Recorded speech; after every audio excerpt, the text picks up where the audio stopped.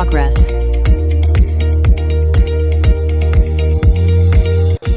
Bonaducci, and you are watching Govs Radio. This is where you go if you want to see something or if you want to hear something funny. Coming up in just a couple minutes. This is a joke I told. What?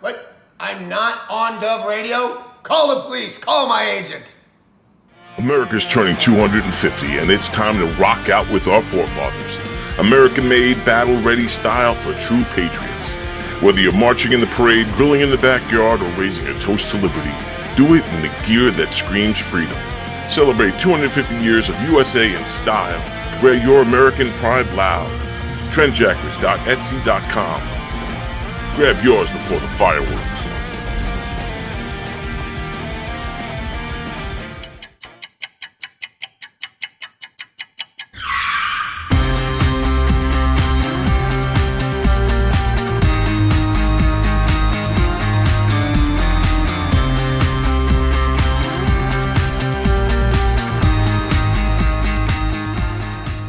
Tony, welcome to Go. Hey, Joe, how are you? I gotta pat you down though, pal. Oh, yeah? Yeah. All right. Got anything on you? Anything I should know? I got nothing. Anything weird going on? What? Alright, you go in, Tony. Good. Thanks, Joe. Appreciate it. Thanks.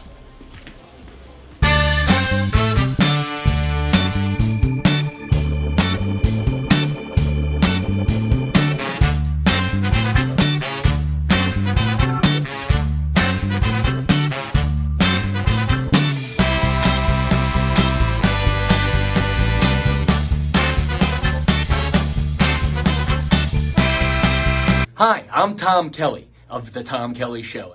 Yes, this is not the only time I've gotten on my knees in the back room of a comedy club.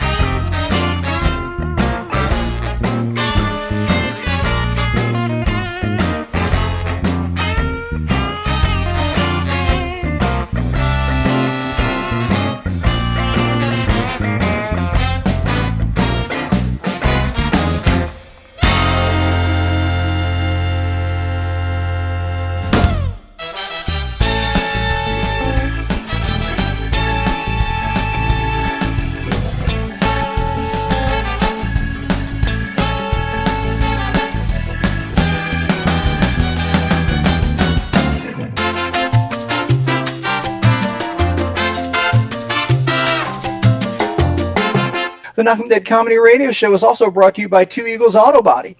For more than 25 years, Two Eagles Auto Body has been the leader in auto body repairs and customer satisfaction on Long Island. Two Eagles Auto Body handles every type of auto repair from custom applications and restorations to repairs involving insurance claims. Give Two Eagles Auto Body a call and please ask for John Rossi at 516-328-2527. That's 516-328-2527.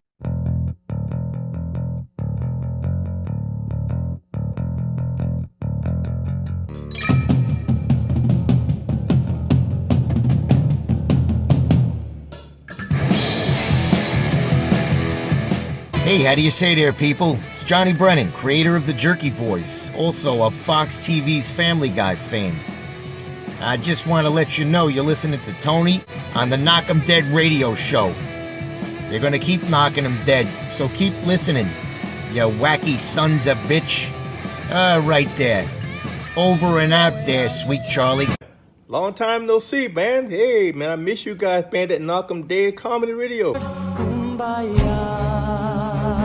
I just want to say thanks for making my millennium. Oh my gosh, wow. It's a love fest. Yeah, you heard that story. Yeah. So I guess, should I tell it again? Oh, yeah, if you want. I mean, yeah. You know, you guys are into comedy. Does it really help when somebody gives the punchline?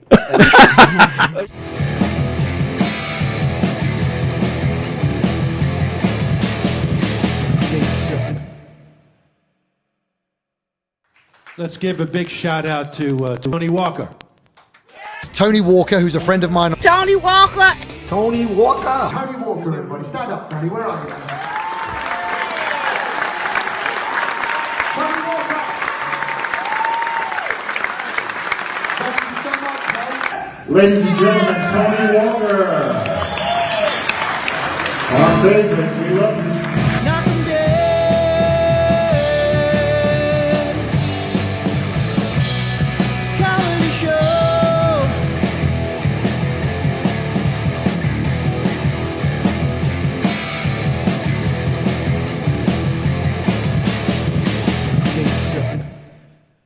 Hello, everybody. Happy Thursday to you. Welcome to the Knock 'em Dead Comedy Show here on Gov's Comedy Club Podcast, a Facebook page, a YouTube channel.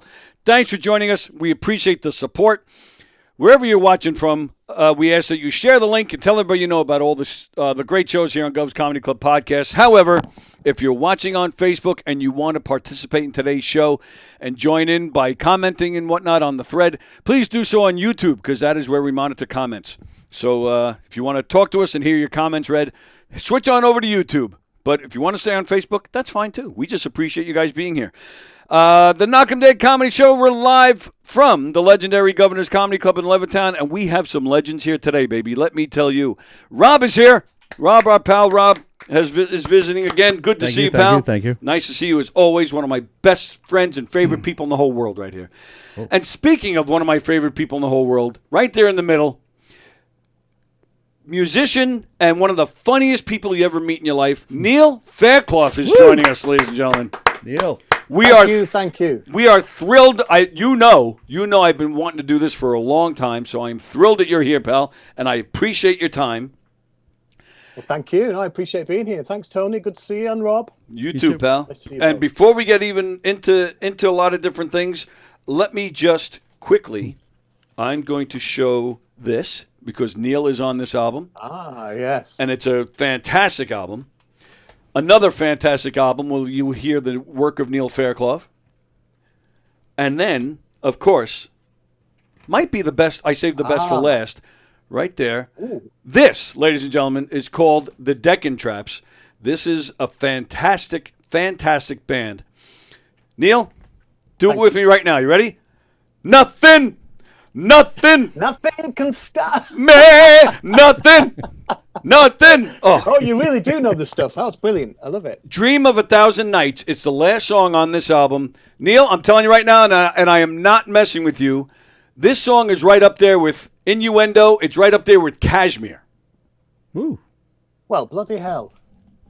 Well, thank you very much. Well, of course, I'm taken aback by that. It's very kind. I mean, we love it. We're very proud of it. The whole album, in fact, but especially, I guess you can talk about our special guest on there. One of Rob's favorites. That's one of the reasons I asked Rob to join us today. Rob is a big Queen fan. Neil, if you guys don't know, Neil is the current bass player for Queen. You know what? This is the album cover. I had it folded wrong. This is the Deccan Traps album, their debut album. Dream of a Thousand Nights is the last track on the album. Brian May guests on that album, nice. on that Awesome. track, as well as a certain young Fairclough. Yes, my son. Oh, wow. Yeah, that's right, yeah. How cool is that? It is very cool, considering he's now, his voice is deeper than me, he's bigger than me, goes to the gym, plays football. It's like, how did that happen? He went from choir boy to... all right, Dad. He's not embarrassed, is he, by that, to hear him? No, to hear himself like no, actually, he's not. I think he's pretty proud of it, actually. Yeah, he's on a track with Brian May, for Pete's sake. Exactly. Doesn't get any better than that. No, that's right. I think he was. I can't remember how old he was now. Quite a while ago. One day when we've got much more time, I'll tell you about the what could be a book to tell you how this album came about, because it's quite a long and eventful journey, as people say. But anyway, to just cut to the chase. Yeah, Denny was much younger. We're talking. I mean, he's 17 now. I think he was about 11. Oh wow! Oh, well, maybe something like that. That's a perfect segue to what I wanted to ask you, because this album, This was several years in the making, correct? Yeah, yeah. Well, it was one of those things where, again, we could go into it, but lots of things happened on the way. You know those cop shows where they're chasing the bad guy, and the bad guy's like, it looked like they catch him, and then he's throwing things like chairs and tables, and then throwing people. That's what it was like making this album. Every hurdle that you could think of that came towards us was like, oh, for crying out loud, So things got held up, and just when you thought you were going to move forward, it's do that. Plus, we made it ourselves. We paid for it. Right. So you can't just go in with record company money and say we're going to spend 3 weeks, 6 weeks, or whatever in the studio.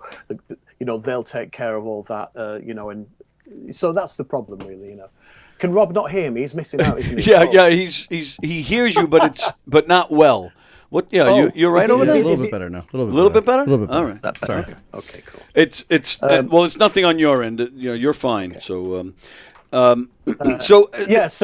but basically, it's been a long time coming, and eventually we released some tracks. I think 2020 we released Moonlight, and it was one of those things where we were just putting tracks out and trying to make little videos and stuff for them until we got what we really were. We realized that on A Dream of a Thousand Nights that this fanfare section that we had. John, Lois, and I, who were the sort of writers on this album, all the guys write, but this is what I mean. This was born out of something else. This is why it's involved with us. But we were saying, wouldn't this section here? And we were all thinking, someone we know could be amazing on this, of course. And I waited until the end of our European tour in 2022. And I went to see Brian in his dressing room, and he's lovely as always. And I said, now look, you must say no if you've not got the time, or you just don't want to, or whatever like that, But there's this track, because I realised, he gets asked all the time. Oh, sure. But he was great, and he said, yeah, well, send me the track, And so I waited till we got back, wait a few weeks. And to be honest, he was so busy, it took him a while to get to it. But he loved it, and he had a great time with it. I tell this story joking because it's true. But Chris, who was one of his engineers, he rang me back at one point and sort of said, Neil, I think Brian's done the guitar on it. He said, and I said, oh, great. And he said, I mean, I'm not saying he's phoned it in, but no, it's great. It's great. And I was going, oh, well, okay, I'm sure. Sorry. And then he paused, laughed, and said, I'm kidding. He's done about 26 guitar tracks, Wow. so he was pulling my leg, you know what I mean? But it was fabulous, because it's that thing where, and he talked to me for a long time about it, and said, if I can't, I'm paraphrasing, but he said, if I can't do something with this, what am I? I mean, this is, wow. It was, and he really, as you would be very kind, he really waxed lyrical about it, and he's been brilliant about it. So just to have him on there and bring that out, that we were after, and it be perfect. Yeah. So I mean, you could tell it's him as soon as you hear the guitars. That's him. That's the thing, isn't it? I'd say he's. Well, I mean, it's a silly thing to say because, of course, there are many guitarists where you can hear them and you go, "Oh, that's such a body." But to play 2 or 3 notes and know it's that person, Brian's got to be up there. Oh yeah. His sound and everything. Other people have played his guitar, and I've played his guitar. Oh, wow. But it's in the hands, isn't it? That sound. It's Brian. It's kind of emanates through him, and it's like a voice, isn't it? Right. What do they call it? The Red Special? Is that what it's called? Yeah. The Red Special. Yeah. Now, now I've seen pictures of you with a Red Special bass. Is that something he had made for you, or is that something that somebody else took up? No, it was. It had it in production. I think it's. Now, if I've got this wrong, I do apologise. But I think it's Guyton, he said try this out, and I played it with when I first met Brian. I toured when I first toured with him. It was with a wonderful West End singer called Kerry Ellis, and we did this. They just did an album together called Anthems, and so we did the subsequent tour the following year, and. So when we did Tie Your Mother Down, I'd done it, and Jamie Humphries, who was the second guitarist on that tour, we all had the Red Specials, playing that, so it's fun. What I found is that it's a sort of short scale. It's got a great kind of more like a Gibson EB. Okay. Yep. Do you know what I mean? That sort of thing. I do. And it's flat wounds, but it sounds great recorded. I did like a little funky thing, just with some drum loop. And I listened back and went, that's amazing, that sounds great, you know. And then we did for Spike, who is Queen's long-time keyboardist since mid-80s, 85. Magic yeah, exactly. Maybe, yeah. We did a birthday thing for him, Tyler and I, and Jamie Moses, guitarist Jamie, who played on the Queen and Paul Rogers tour. And I used it on that. It was perfect, you know, it was great. But I mean, when I do those gigs, it's got to be the 95% of it's the P bass. That's kind of John's did. And then I use a Music Man as well for certain tracks. So, yeah. I nearly got a bit nerdy then, didn't I, about bass? Well, they're used to that on this show. That's, you know, there's nothing cool about this show whatsoever. So we're all in good company here. Again, I think I love this album. So if somebody asked you, like Rob, who hasn't heard it yet, how would you describe it? I mean, I'm hearing like Boston. I'm even hearing a little bit of Whitesnake. Like, how would you agree with that? And how else would you describe it? Absolutely, yeah. I think what's strange about this album is that okay, I'll tell you. Basically, when initially we're doing it, these tracks, we were working with an artist who was a fabulous singer, and we were writing and we had these tracks, and I think he heard a couple and said, oh, it's great. And then eventually it morphed into, cut a long story short, this album was going to be that album, but it sort of got management in and the goalposts moved, and it's fair enough. These things happen in music. It's not, you know, we're still in contact. It's great. Sure. But after that, after we'd recorded the demos and we recorded it there, in the end, I said, well, we said, you know, we've just got to do this ourselves. You know, you can't, if we wait for people to do stuff. So in some ways, it's like a representation of sort of a certain umbrella of rock, you know, that you do that. But a lot of new material that we've got coming now, because we're into all sorts. We like a lot of jazz and funk and soul and all sorts. Sure. What I always wanted to do with the rock thing was have that. Rock's so good because you can have, you know, folk, jazz rock, you know, soul-y stuff, funky. It's all in there, you know, however you do it. I guess it's true of a lot of genres. But what I wanted to do also was just make sure we had a lot of harmonic interest as well, you know. So I, especially some of the new stuff, I just wanted to explore a few more avenues, you know. We love, I mean, obviously, Queen's going to be an influence, but you mentioned Boston, other bands like 10cc and what have you that have great big choruses, you know, harmonies, you know.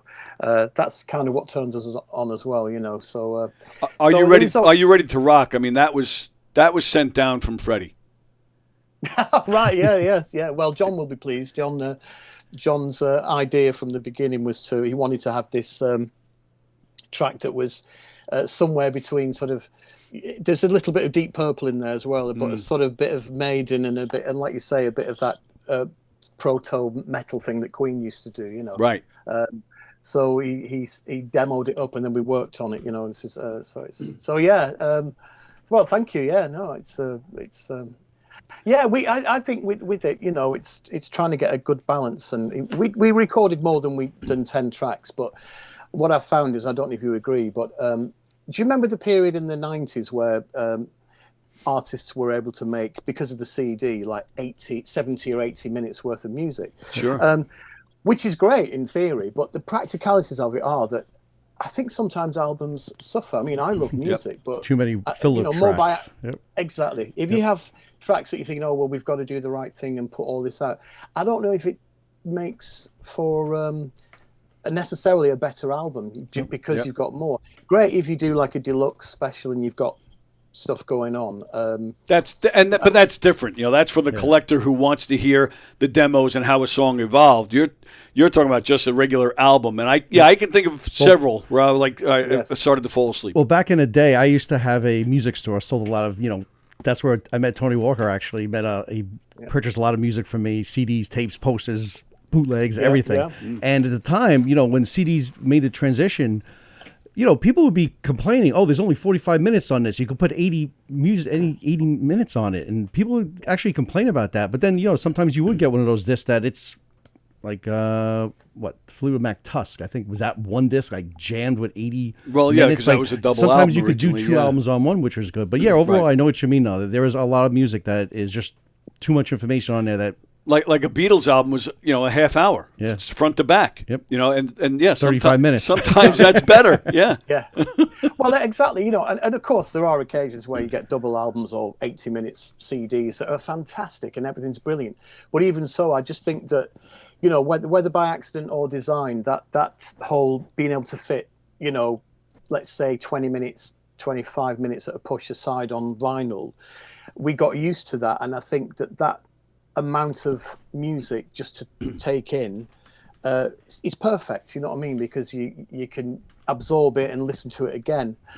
If it becomes a bit of a marathon, I think you're sort of like, oh gosh, do that. And especially nowadays, where I think with streaming as well, you don't, for example, if you were to buy albums, as you were talking about, you've sort of invested in it financially and emotionally, and you give the album a chance because you want to, it's the calligraphy, the artwork, the sleeve, you're all in, aren't you? Yes. And of course the actual tradition, that's the word I'm talking about, but to put the vinyl on and do the needle and then sit there, you weren't going to keep getting up to skip tracks, Right. So I think that listening habit has made that apparent, you know what I mean, where if people have got a new album out, this is why we wanted to do this.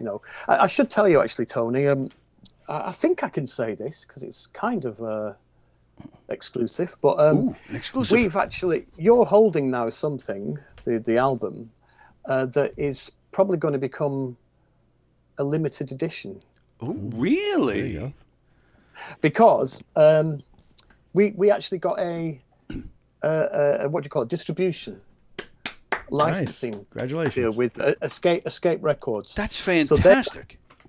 So in fact, what I was telling you about, we're going to be doing vinyl. We'll have 4 extra tracks, 3 live tracks that we did, plus an extra studio track that's not been heard before. Oh, nice.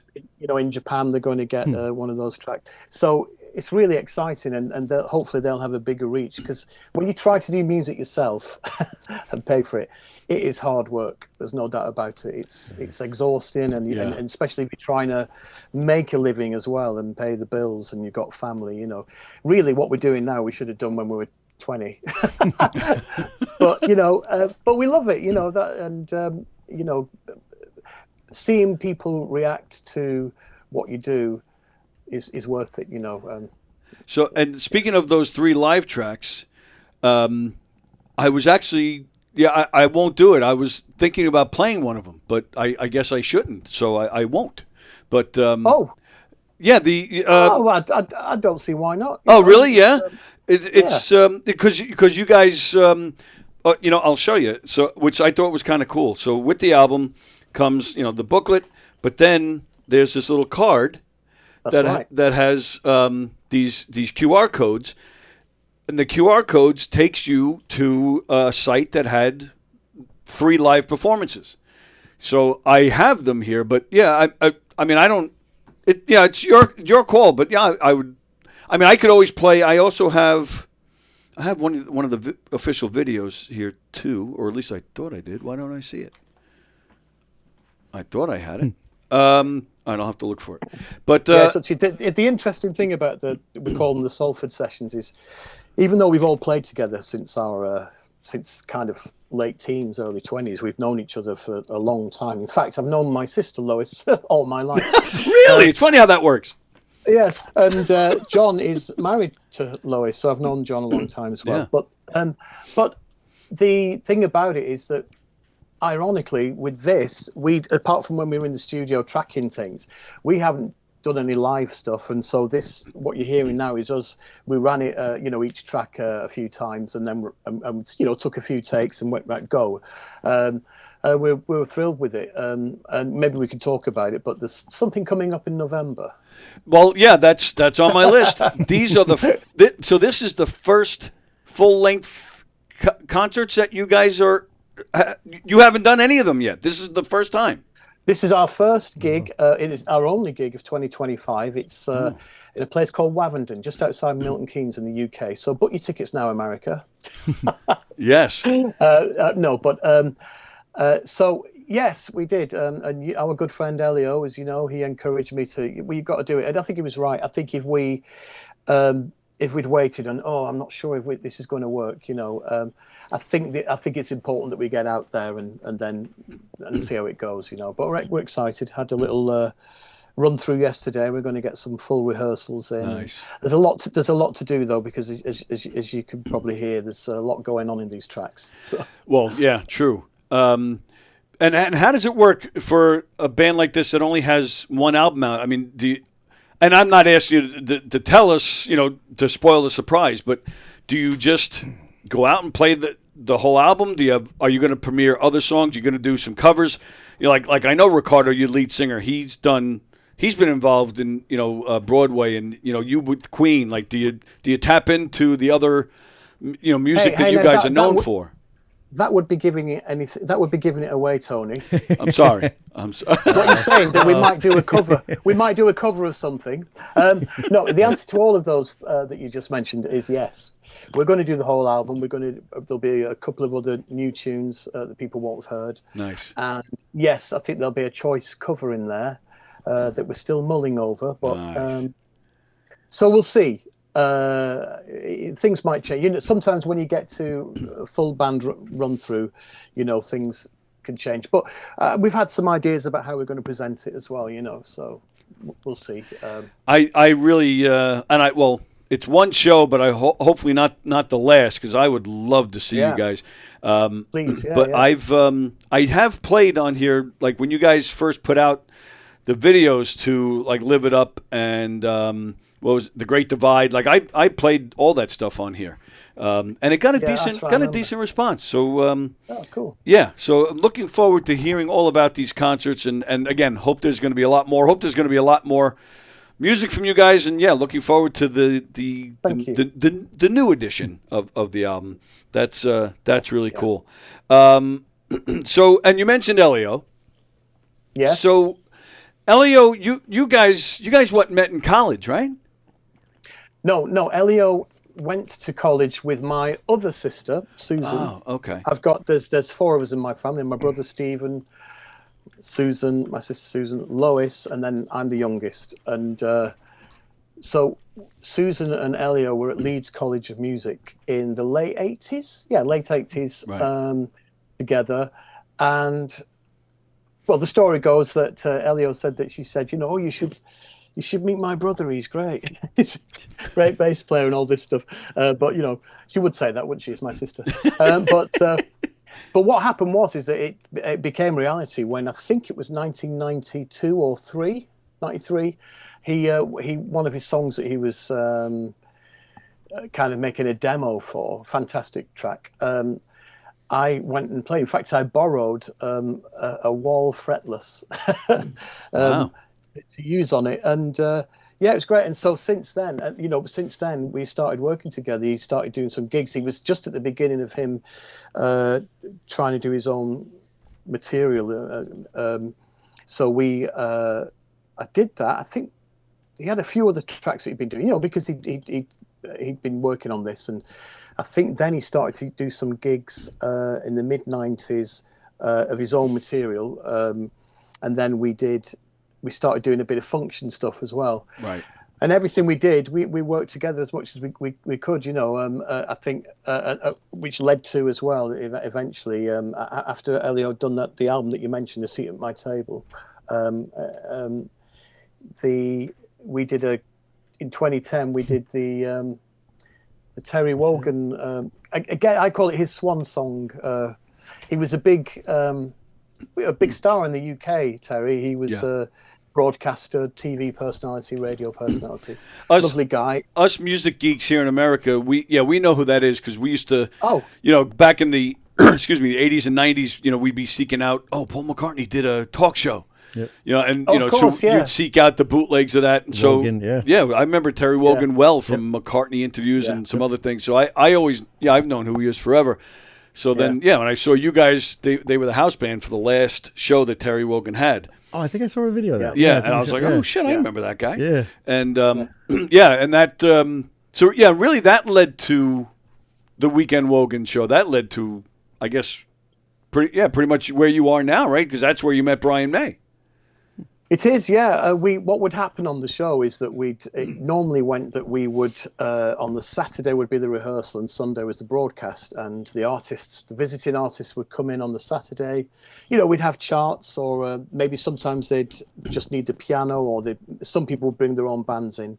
But Elio would do 3 songs, one of his own, maybe a cover or duet with somebody, and we'd have at least 3 to 6 songs of other people that were visiting, which was brilliant because every week we didn't know what was coming. Even Elio was getting, maybe it was leapfrogging by about a week or 2, but he really didn't know, So between Elio and Adrian Fry, a wonderful trombonist, they were doing arrangements, and so by sort of Thursday, Friday, they had what they needed to do, and then we would run it on the Saturday, and Sunday would be the performance. But fast forward to I think we started it in March, and in August 2010 we'd done a show, and I was talking to somebody, and Alan Boyd, the producer, with his lovely Scottish brogue, was talking to someone, and I was talking to someone, and he said, I heard him say, yes, and next week we've got Brian May. But of course, I grew up being a huge Queen nerd. I suppose everyone was, really, but I was obsessed when I was a kid. Before I started playing music, I was like, no other band mattered. I was just, captivated, but couldn't wait for the album that I hadn't bought yet to get, So I just sort of went, as I was talking to this person, I said, excuse me, sorry, did you just say, Elio I think Elio encouraged him to bring his guitar. I don't think he was initially. Oh, wow. And he sort of said, I don't think my bass player would forgive me, because he would expound, is that the right word? He would talk how brilliant Billy Joel was, and so, oh great, we love this track, and I would talk about Freddie's writing, sometimes. So he knew, so really, yes, that's how it all started, because after that, it went really well. He asked I think Elio, the girls who were doing the vocals, and myself, they just happened to need that kind of lineup. They'd already sorted the drums, Rufus Taylor, who is Roger's son, and Jamie Humphries, who I was telling you about, on guitar, for us to do this thing called Proms in the Park, which was the following month. And then after that, I got asked to do Brian's thing. It's just one of those things. It's, I don't mean right place at the right time, but just being in a place where something happens, you're part of it, and then it grows from there, But so it was an amazing time. And you can say, just being there, whether it's right place, right time, however you want to phrase it. But at the same time, you can't discount, the talent and the knowledge of his music. It's more than that. You deserve it. Because you play so well and the music so well. But I also think what we're saying here, the bottom line, is that you basically owe your life to Elio. I think that's what you're telling me. Absolutely. I will, until I slip off this mortal coil, be indebted. And you're currently on tour. On my deathbed, I'll probably be signing something. I'm joking. And you're currently on tour with him, right? Is he a big slave driver on tour? No, he's not a slave driver. Tell us the truth. Oh, sorry, yeah. He cracks the whip and he says, you got 5 minutes, then we're on again. I've heard he's even smacks you guys, if he hears a wrong note or something. Yeah, I'll show you the scars. Yeah. James Brown only fined his band, but we get sent somewhere into a room. I'm joking. No, he's great. He's brilliant to work with. what I've learned a lot from Elio. He the detail in things. He always wants to get it right, and he's. We've got vocals to do. He'll send a PDF of the music score, a recording of it, a version of the vocal line that you're doing. Nothing is left to chance. Right. And believe me, I've done some gigs where you turn up and people are going, no, you're.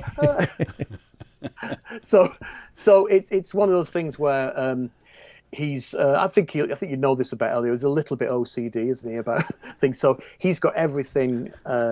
Sorted, but we have fun, you know what I mean? And his love for the music, well, all music, to be honest. He can wax lyrical, not just about Billy, but about a lot of music and musicians. Yeah, I agree 100%. His concerts are so much fun, one of these days, I've been saying it for a long time now. I want to show you, because Rob is also he's an Elvis guy. And even Elio's Elvis thing, it blows me away. Yeah. It's just him on piano and a drummer. Oh, I think I saw some clips of that. Oh, did you? Maybe on YouTube. Okay. Oh, that's right. Because your wife. Yep. Because I rarely talk about anything but Elio. his wife, Rob's wife, has turned into a big Elio fan. Yep. Yeah. And, quite right. Yeah. That Elio. Sorry, the Elvis show. I was knocked out by it. I tell you the other thing as well is that you know people and you're surprised stuff. You know that Elio played with Albert Lee's. And Albert Lee and Hogan's Heroes. Yep.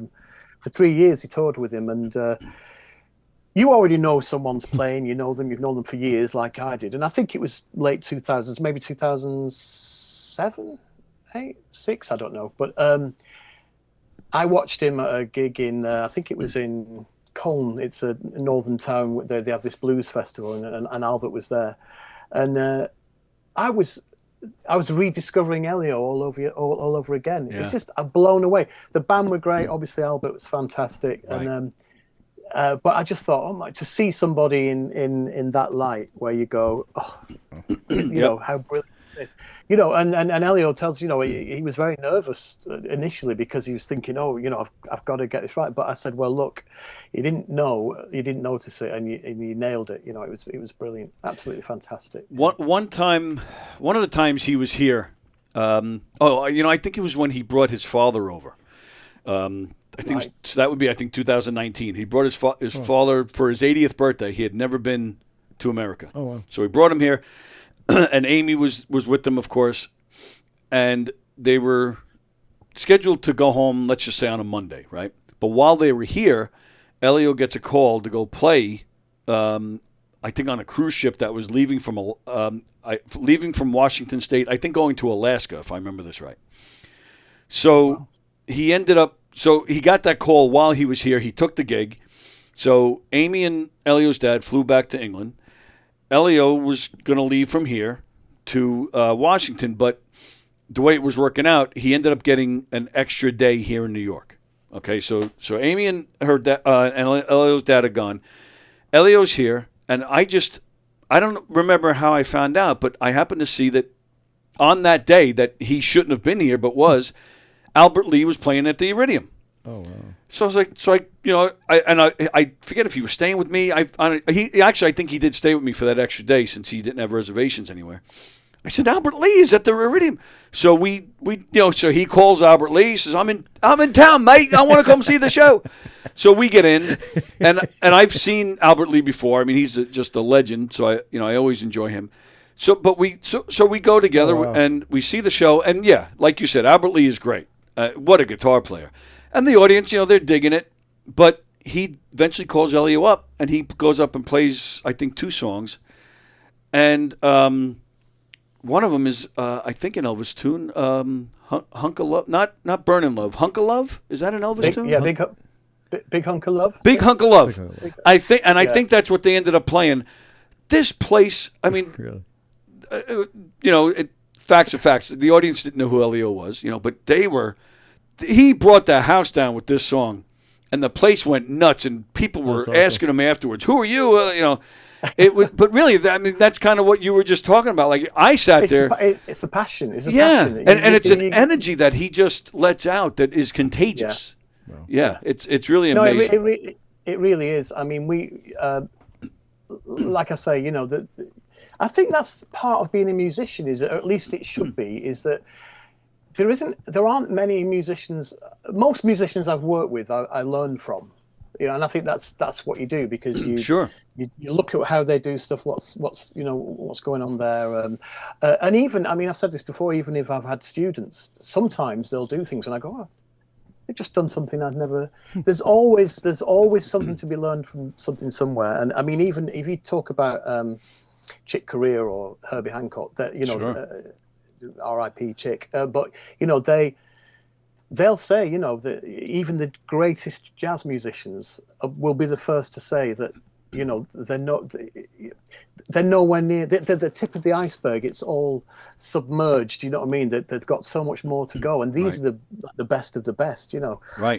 In fact, funnily enough, I should mention jazz, and you mention the Iridium, because Davina and I, my wife Davina, we were in New York when 9/11 happened. Oh, that's right.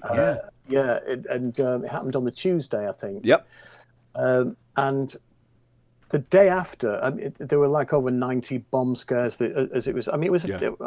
What else is there to say about it? But we managed to get a call through to say that we're okay, to Davina's brother, I think, before the lines sort of went down. Right. But my point is that the fire engines were going. It was just constant, day and night, and we managed to get at one point across to New Jersey to see her auntie, and you could see that sort of at the the little Manhattan Island sort of peninsula at the financial district, this plume went for miles. It was, and this was days afterwards, and obviously it burnt for months, didn't it? Yes. My point being, though, is that one of the things that came out of it, there's no good thing that came out of it, really, but it's a lot of sadness there. But we managed to, obviously, a lot of shows, people couldn't get into things. So a lot of things, we saw The Lion King, which was, to make the best of it, but, which was amazing. But we went to the Iridium Club and saw Michael Brecker. Oh, nice. And it was amazing, but I think they gave their all the proceeds to, for the victims of the fire department, Nice. But when you said Iridium, I went, oh, I know it well, you know what I mean? Such a great place. Unless it's moved, I don't know. Is it in the same place? Is it? I think it did move once, but you've never been there? Never been there. What no. the hell's Wish the I matter did, with you? no, Never did. But I think, if I remember right, I think it moved prior to when you were there. I think. Right. Yes. Yeah. Maybe. But, so it's still there. It's right next to where the Late Show. I passed it. I've never been in the Late Show, where where that's filmed. It's right next to it. Such a great place, intimate, and they get great people there. I mean, his band were like superstar, Jeff Tame Watts, Joey Calderazzo. I can't remember everybody, but. Amazing, and being a Brit there, it was like, I'm in New York watching jazz. It was my first trip to New York. I'd never been to America before. Oh, nice. So that's one way to. That's some trip to break you in. Yeah. Yeah, no, absolutely. It was great because when we arrived, I was thinking, the Stevie Wonder track, hey, New York, just like I pictured it. Right, and then he gets thrown in jail. Right, yeah. But as I got there, we were getting out, and I'm sort of looking around, and this lady was going, "Hey, we ain't got all day. Come on, get this." So I was like, oh, okay, let's get going. You know what I mean? But it was perfect. It was like this sort of, these guys need to hear this. That's what they're expecting. But it was both a fantastic trip and obviously very, very sad. But anyway, we've digressed. I don't know how to follow that up. Yeah, sorry. No. See you later. See you. Bye. But no, yes, Elio. Absolutely. That's the thing. I think is, and I think you can't kid an audience, can you? They see through.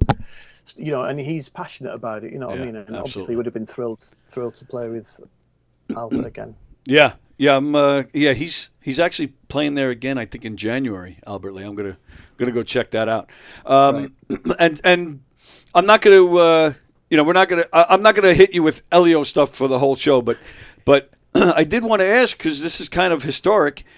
Elio does the St. Andrew, and you're a part of it, the St. Andrew benefit every year up there in Scotland. Mm-hmm. You were, if I'm not mistaken, I think you were there for Huey Lewis, which was the last time he sang in public. Yes, is that right? Is that is that the last thing he did? Yeah. In terms of what a wonderful man. He was generous, enthusiastic, brilliant. Yeah. You know what I mean? He was a great, consistent, and he always looked out for us. You could tell he was a musician. He was a band guy. You know what I mean? We're talking about him. Obviously he was. He's just. He can't do what he was doing before. It's just a shame. But, I still hold out hope. You get some technology, don't you? Make no doubt. But my point being is that he's always been the sort of rock. You know what I mean? When we turn up and when we see him, we go, he's here.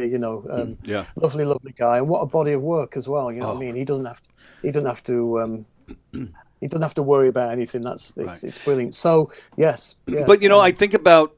With a guy like him, not being able to do it anymore, I mean, you can identify with this. I always think, Huey Lewis, he's got his fame and fortune, but there's, I doubt the news made as much money as him, and then the roadies and all, like the crew, so that's the part that makes me sad that he's not doing it. I mean, of course, the body of work, it's great music, underrated harmonica player. I mean, I think he's one of the best blues harmonica players ever, But I think about the other guys that may still need some income. So that's to me is the sad part. But I remember the one year that I was fortunate enough to go with you guys to St. Andrew.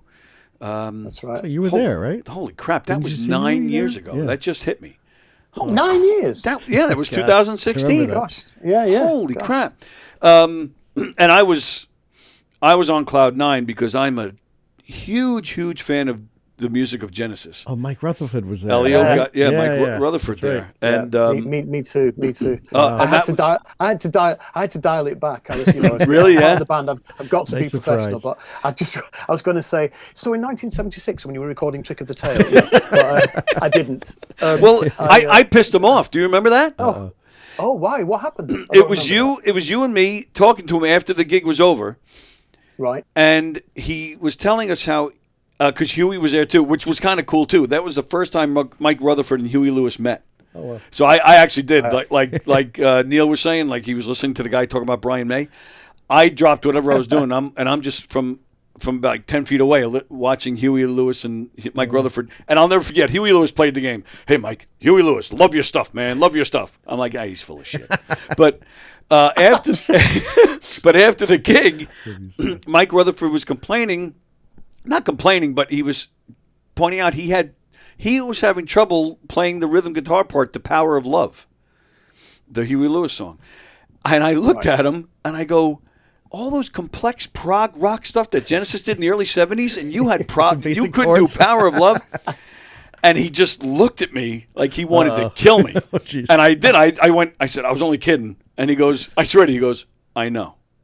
Okay, all right. The Rutherford stare I walked away, but I got my picture with him, so I was happy. He's a lovely guy. Yeah, nice chats with him. But Huey was amazing. Huey, just the consummate professional. What I really liked is you would talk to him and he talks to you like he's known you forever. Me and him, we spent a lot of time that night talking baseball. Such a great guy. Really was, is. And I understand he'll be there this year, right? I'm assuming you'll be there, right? Yeah. I think so. I think he's there every year. I think there's only one year that I remember. There are a couple of years that I wasn't there because I was away or doing something. Right. But I'm pretty sure he is. Yeah. And I think Elio said Mike Rutherford will be there again, if I remember right. Yeah. Yeah. Mike's there. Yeah, that's the stalwarts. There is, I'm forgetting everyone's names, but there's about 2 or 3 others as well who tend to be there. It's good fun. It's a nice nice play, and it's great to and a lot of the musicians that we are get together. A lot of us play together already, but sometimes you don't see them that often, so we all get to see each other again. Andy Garcia still show up to these things? Yes, he does, playing his congas. Yeah. Lovely guy. Yeah. Yeah. John Stamos there by any chance? No, John Stamos, no, but Andy Garcia. And I have a story with Andy Garcia from that night, but I've told it a million times. I don't know if I should. I don't know if I should do it now, so I'll leave that. I'll leave that alone. So when you so you mentioned you were big into Queen, big into Genesis, but you're kind of like in a line of bassists that I find interesting. Like McCartney, for example, fantastic melodic bass player, but sings like harmonically, and well, at least during the Beatle days, early Wings, like he sang such high notes. You have Michael Anthony of Van Halen, who bass player, but sings all these crazy high notes. Pat Badger, the bassist for Extreme, does the same thing. Right, yeah. And you a melodic, fantastic bass player, but you're the guy singing high notes, when there's harmony involved for whatever band that you're playing with. I don't know. There's something about that because the bass is such the low end, but the vocals are so high. Like that's a weird thing to me. Sting, right? Yeah, I didn't even think of Sting. Yeah, you're right. Geddy Lee. Oh, good one. Good one. Yeah. Yeah, no, you're right. I think, in fact, who's the incredible writer, fantastic singer, and still sounds great? Richard. He was part of Mr. Mystery. He wrote. Page. Oh, Richard Page. Yeah. Richard Page. Richard Page. Yeah, I know he plays guitar as well, but I always remember him as the bass player. Is that he was great stuff. No, it's an interesting one. Maybe there is something there. It's kind of like a juxtaposition. You know what I mean? But I think. Yeah, I always remember I used to sing along to a lot of women, like Bonnie Raitt is a perfect one because not that I could ever be Bonnie Raitt. She's in a class of her own. She's incredible. Amazing. But she's got that range where she's not singing super high, but she's but it would be like a high tenor, for so that's quite good. And then obviously all the Glenn Hughes. We've not mentioned Glenn Hughes. Come on. Nice. He's still doing those it. Notes. Yeah. And he's talk about heroes. Oh, really? I've never met Glenn. I'd love to. Yeah. And he's just same thing, isn't he? The passion, you know what I mean? He's still like that 22-year-old that you see on California Jam. And another guy with a lot of energy. You familiar with Black Country Communion? Yes. Yeah. Absolutely. Fantastic. And I mentioned Pat Badger from Extreme. I remember I had emailed you a few months back. Extreme albums. Oh, that's right. You did. Yes. Did you ever hear it? No, I didn't. I'm so sorry. People do this no a lot apologies to me. needed. It's okay. They recommend things. I go, great. Yeah, I must get into that. But because I constantly do music, there's a lot of times where I have to check things out because of gigs, or it might be on tour with Queen, or it might be an Adam, or it might be the Billy Joel songbook, or it might be just a function gig or whatever. But sometimes it's like this conveyor belt of music that I have to keep looking at. Either I'm charting it out or I'm just learning it, So oftentimes I actually find it's been a while since I've checked out albums just for the pleasure of, I'm going to check this out. So and then sometimes I make a note of them. But I should do. Yes. Sorry about that. It's okay. I shall flagellate. Really. I'll flagellate myself later. Don't worry. Excused. Did you say flagellate? I've done that about 7 times since we started this conversation. Just so you know. Oh my word! Yes. I wondered what your face was doing. Yeah. Oh jeez. Do you? All right. So let's. So we have to talk about Queen, of course. Do you get a lot of... So, we're talking about Elio and Billy Joel. The Billy Joel fans are so... And Beatle fans are like this, too. They're so weird. Like, like if you play, like, one note different than, say, McCartney played on, I don't know, Taxman, they call you out on it, If the song... If you play a song 5 seconds longer than the original fade out, they're going to say something. They're freaks. Billy Joel fans are like that too. Do you experience that with Queen fans? Like, oh, Deacon didn't play that like this, or are they supportive because you're a part of Queen? Do you know I haven't? But now I'm paranoid that if we do anything else, note for note now, recreation. One of the things that was great about it was I make sure that I try to get as close to what John did, probably 70 or 80% of the time. But even John live, he didn't play exactly what he did. But there are lines like in Killer Queen, fastidious and precise. If you don't play the little bass run. Yep. People might not understand what it is, but if they don't hear it, they'll go, "Oh, it's that different," Right. But a lot of people would either not know it's not. But what was great with Brian and Roger is that they both said, said, "Look, don't feel you have to emulate everything perfectly, just stuff, I guess it was me going, oh no, I'll try my best, don't worry. Right. But there are little things like in the bridge of the fast section of I Want It All, where the guitar goes and they go I think on the record it's like eighth notes. I remember telling someone else about this, and I started doing more 16th notes, more like a digga, go with it, because I felt it was driving it a bit more, and I'd see how I said, is everything okay on that section? Yeah, it sounds great, but I think in the 14 years or so of working with them, I think there's only a couple of times where they've said, what, that section, what, let's do this, where they've, it might be like if I'm sliding when something's happening, on the track, so let's do that. But that's all literally. I mean, they've never ever said, don't play that there or whatever. They're pretty cool about it, But again, they're just. It's been brilliant to work with people who are ostensibly heroes, childhood heroes, and they've been great, and to hear them, to hear that Red Special through the AC30s, right. And it's loud, he's got his treble booster. It's, I make a joke saying I've seen people cross the stage, and when they get to the other side, they arrive like this, Is Brian still using the what is it, the pence? What does he use for the he doesn't use a pick on the guitar? It's a sixpence. Sixpence, okay. Is that right? I never knew that. I met him once. Me and Roger, he was at a radio station. He was promoting when he did the Back to the Light album. His solo album, Yep. yeah. We met him there, and he signed some things for us, took pictures. And at the time, Roger, he played guitar a little bit.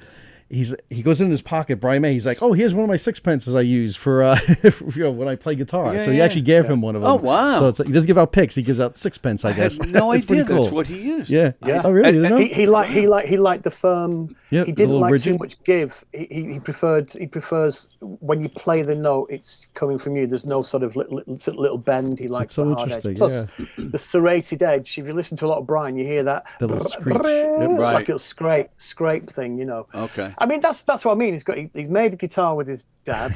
Right. The sound of it, how he plays with the pick, the harmony guitar stuff. I mean, I know that Les Paul and other guys have done it, but I mean, to build that kind of, in rock, and especially those early albums where they would do sometimes like a pastiche of bygone eras, but they were, you must know the track "Good Company." Right. Not the opera. Of course. That's like a sort of Dixieland jazz kind of, trad jazz thing, and it's all guitar. I mean, it's still. I mean, these are the things that blow my mind. We have infinite digital tracks now, and some of the stuff that people produce, you think. And yet, there with the Beatles with 4-track, 8-track, 16, and the Queen had 16 and 24, and they were bouncing down all these tracks in order to get these ideas out. Right. And it was incredible music, you know what I mean? Whereas now, I sometimes think, don't get me wrong, there's still there's some great music around, but some of the stuff you just think, people have gone in the studio and spent money on this. It's like it's weird to me because like Queen's a perfect example. Queen, like 70s music, Queen, the Eagles, the Who, even Wilson, like, Fleetwood Mac. Mac, Like you still hear those songs today. But meanwhile, a song from maybe 20 years ago, like it just seems like songs today. Maybe it's our age, I don't know, but it just seems like songs today, they're a hit, and then you don't hear them ever again. And like you said, there are exceptions, but it just seems like I don't know. Well, I get. Yeah, you're not getting bands like Queen that are experimenting, like you said, adding all those layers anymore and doing really original ideas. And all the songs are written with like 15 songwriters. It's not just a singer-songwriter anymore. It's a lot of people writing songs, writing the music, and just you look at the liner notes for any new songs, there's 10, 15 credits for who wrote this song. It's crazy. Well, because nobody's reading the liner notes anymore, Exactly. except for us. I know, Yeah. Exactly. Yeah, and the same ubiquitous 4 chords that run through. There's nothing wrong with 4 chords, but everything is so repetitive. You know what I mean? It's the same thing, the same breakdown, the same build, the same. And I think you're right. I think that because people bought music physically, there's no lying, there's no. Well, I guess people could sort of buy up stuff, but people sold units, didn't they? And so it was either popular or it wasn't. You know what I mean? And so, but what you did have was people investing in it, like I said at the beginning.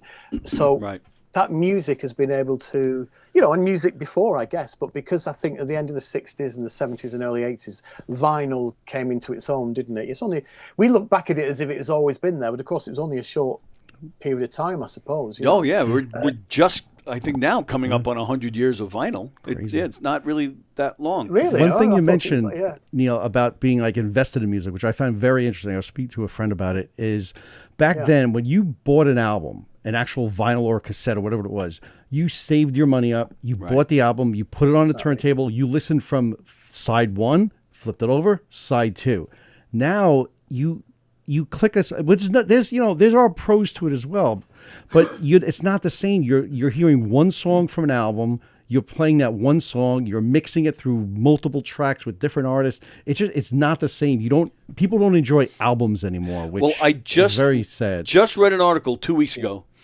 Apparently, like kids of today who just all they know is streaming, they're getting mad because you buy something, say on Netflix, but they still control it. They can lift it. They own it. Right. They still own it. So DVDs are slow. According to this article I read, DVDs are slowly making a comeback because they want to have the physical thing to keep it. Yep. And because of that, they're now also rediscovering CDs, and they're slowly making a comeback, which is very exciting because I'm one of these liner note geeks that just sits here all day looking at it. And I mean, that's why I appreciate what you do because I love the session guys. And I met a guy.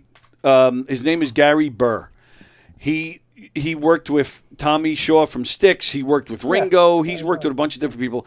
I was walking through New York City one day, and I turn a corner, and there's Gary Burr. He was standing on the corner, but he starts walking. We're walking next to each other, and I was like, "Holy shit!" And I turned to him. I said, "I can't believe I'm walking next to Gary Burr." He looks at me. He says, "Nobody's ever recognized me before." He said, "How do you know me?" I said, "Well, because I read the liner notes." But I enjoy that. And these guys like yourselves, the session guys, they deserve to be recognized, So I love holding a CD. I love the artwork, and again, talking about the Deck and Traps, great artwork on this album. Sorts of paintings or drawings, and there's all sorts of cool stuff. I don't know because you read the liner notes, you can tell me who did that, and you'll see that it's there. Just as Denny is related to me, Hannah is John and Lois's eldest daughter. Oh, no kidding. Did all the artwork, yeah. I read it. I didn't say I remembered it. I just said that I read it. Don't worry. I'm not testing you. Oh, thank goodness. That's See, but that's what I mean. I'd love to know that stuff. If I ever met them, like if I ever saw the Deck and Traps and get backstage and meet the band. Oh, this is our daughter. Oh, the one who did the artwork. I would love to know that stuff. And at this gig we're doing, they've got 3 daughters: Hannah, Harriet, and Ava. And they're all musical, but Harriet, the middle daughter, is going to be supporting us. That's an exclusive. Oh, very nice. I think at first she wasn't so keen because she thought, oh, it's going to look like, I said, no. And she's absolutely brilliant. Check her out, Harriet Dagnall. Elio's a big fan, I'll tell you that. Oh, yeah? Yes, Harriet Dagnall. All right. I will check that out. She's got a great, sound and the way she gets stuff across. This is what I'm saying. There's a lot of great music out there, but for some reason the same stuff gets peddled out. Neil, I had a question for you concerning some of the live concerts. I saw you first with in 2014 at the Garden. Took my wife to it. It was a really fun, sold out, crazy, loud show. Great show. Loved it a lot. Right. My question about that is, when you guys first started getting together touring, was there songs that maybe you rehearsed that maybe you said this would work or this won't work, as compared to the songs that are all done now? But were there any songs that maybe you were like, oh, I wish we'd do this, or did you maybe have a say, or was there anything that you almost did and it got pulled back or anything? Yeah, I think for sure that there's been a couple of those. I know that when Rufus was doing it, Roger's son Rufus, who now plays for the Darkness, right? Drummer, has been with them for a long since 2017, I think. Yeah, he's been playing with the Darkness. And he and I would always try and push for things. And now Tyler, who plays with us now and does the same role, is a fantastic, great guitarist as well. Yeah, sings high, brilliant, absolutely brilliant. Yeah, he and I were always talking about, wouldn't it be great if we did this? Now, the closest we got to that was in 2017. It was the anniversary of the News of the World album, which, along with The Game, I think is their biggest album in America. I think, I think. And basically, there were tracks on there. Obviously, like We Were Rocking, We Are the Champions are on there that they've done already. But there were things like Spread Your Wings, It's Late. What else do we Get Down, Make Love? So we were doing all these tracks, and we ended up doing, I think, but only for 9 shows. We did It's Late, and we were losing our minds because it's one of those songs you think, I can't believe we're doing this song. Nice. And it was brilliant. I'm not sure. I don't know why it didn't stay. I think they felt that maybe not enough people were as familiar, and that maybe they should, put something in that people would know. But of course, being Queen nerds, I'm going, no, keep it.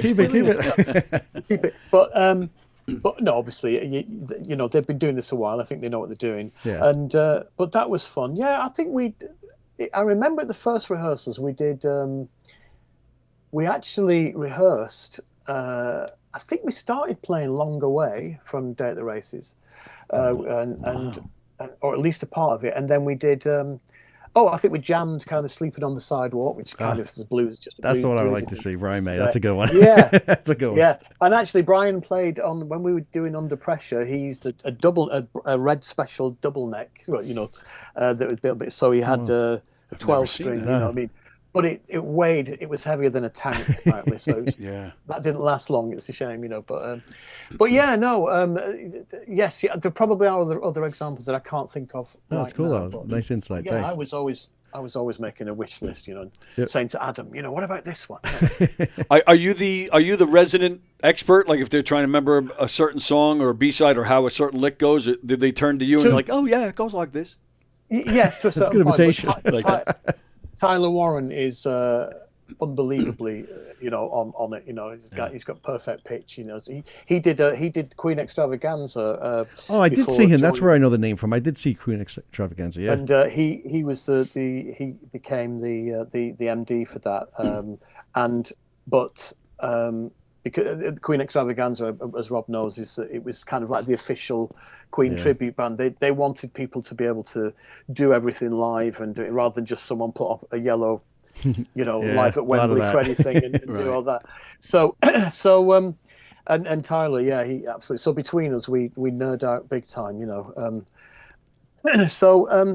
No, it's always been exciting, and even when you do all the hits, that's their problem, is what do they leave out, Yeah, there's so much to choose from. They're not even playing all. Yeah. Sometimes they're not even playing all the hits, even though they've got more.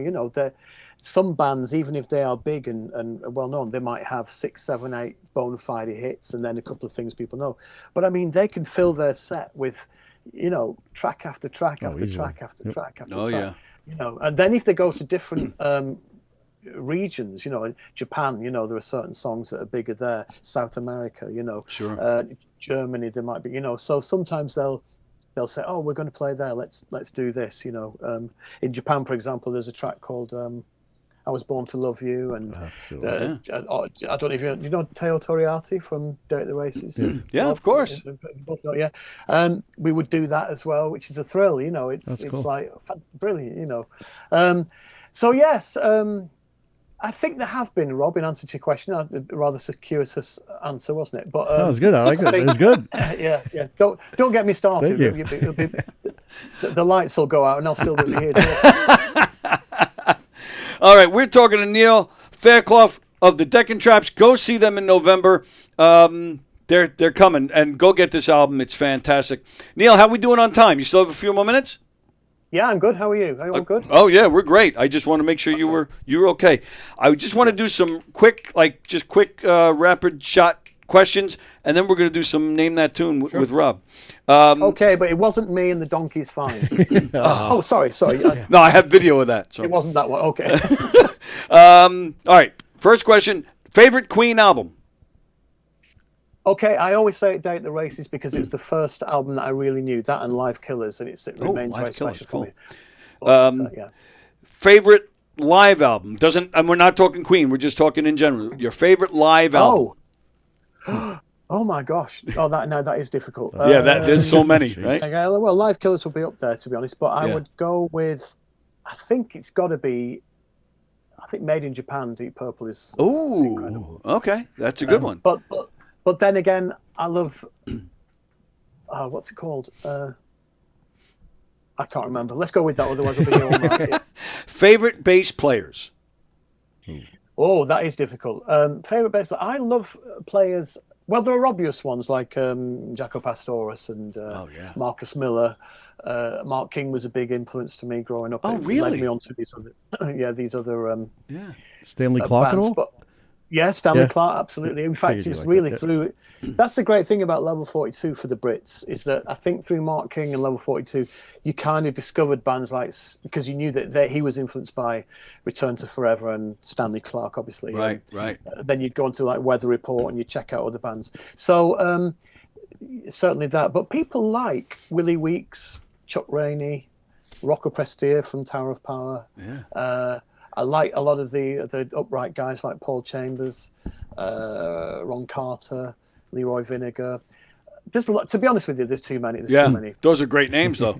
All right, but how about favorite bass lines or riffs? Bass lines. Favorite bass lines. What? Any or with Queen? Whatever you feel like telling us. Well, There's so many. They're all great. They're all great in Queen. Especially now when it's live. Yes, exactly. And I guess what bass lines are? There's some great stuff. I can't think offhand. I'm so sorry. Are you familiar? You familiar with the Spin Doctors? Yes. So I don't know. They had a big hit in the UK. I don't know if they had that many that I know of. Okay. Well, yeah, they had that big hit that I think they're all still living off of. Two Princes. Yeah. Their original bass player, who's no longer in the band, but he's a friend of ours, and he's been on this show numerous times. I asked him that question once. His answer, his favorite, or one of his favorite bass riffs, Silly Love Songs. Oh, yeah. Oh, it's a great. That is a great bass line. Yeah. But you wouldn't think of that one initially. And then when he said it, I was like, oh, yeah. Golden Earring, Twilight Zone. What? Yeah. Golden Earring, Twilight Zone. Oh, Golden Earring, boom, Twilight boom, Zone. boom, Yeah, boom, that's a good boom, one. boom. Yeah, That's a- that is good. Yeah, I didn't even think of that one either. All right. And then memorable gigs, whether it's a great audience, a special guest, or something weird happened. What comes to mind when I say memorable gigs? I should mention James Jameson, of course. I couldn't go without mentioning, the Motown thing. James Jameson, bass player. Oh, okay. Wasn't that the lead singer? Wasn't that the lead singer of Survivor? Wasn't that his Jamie? James Jameson. Oh, okay. Yeah, yes, yeah. That's who I thought of when you first said. I was like, why is he bringing that guy up? Yeah, and there was another guy as well who did a lot of Motown. I've completely forgotten his name. I'm so sorry. But anyway, but yeah, no.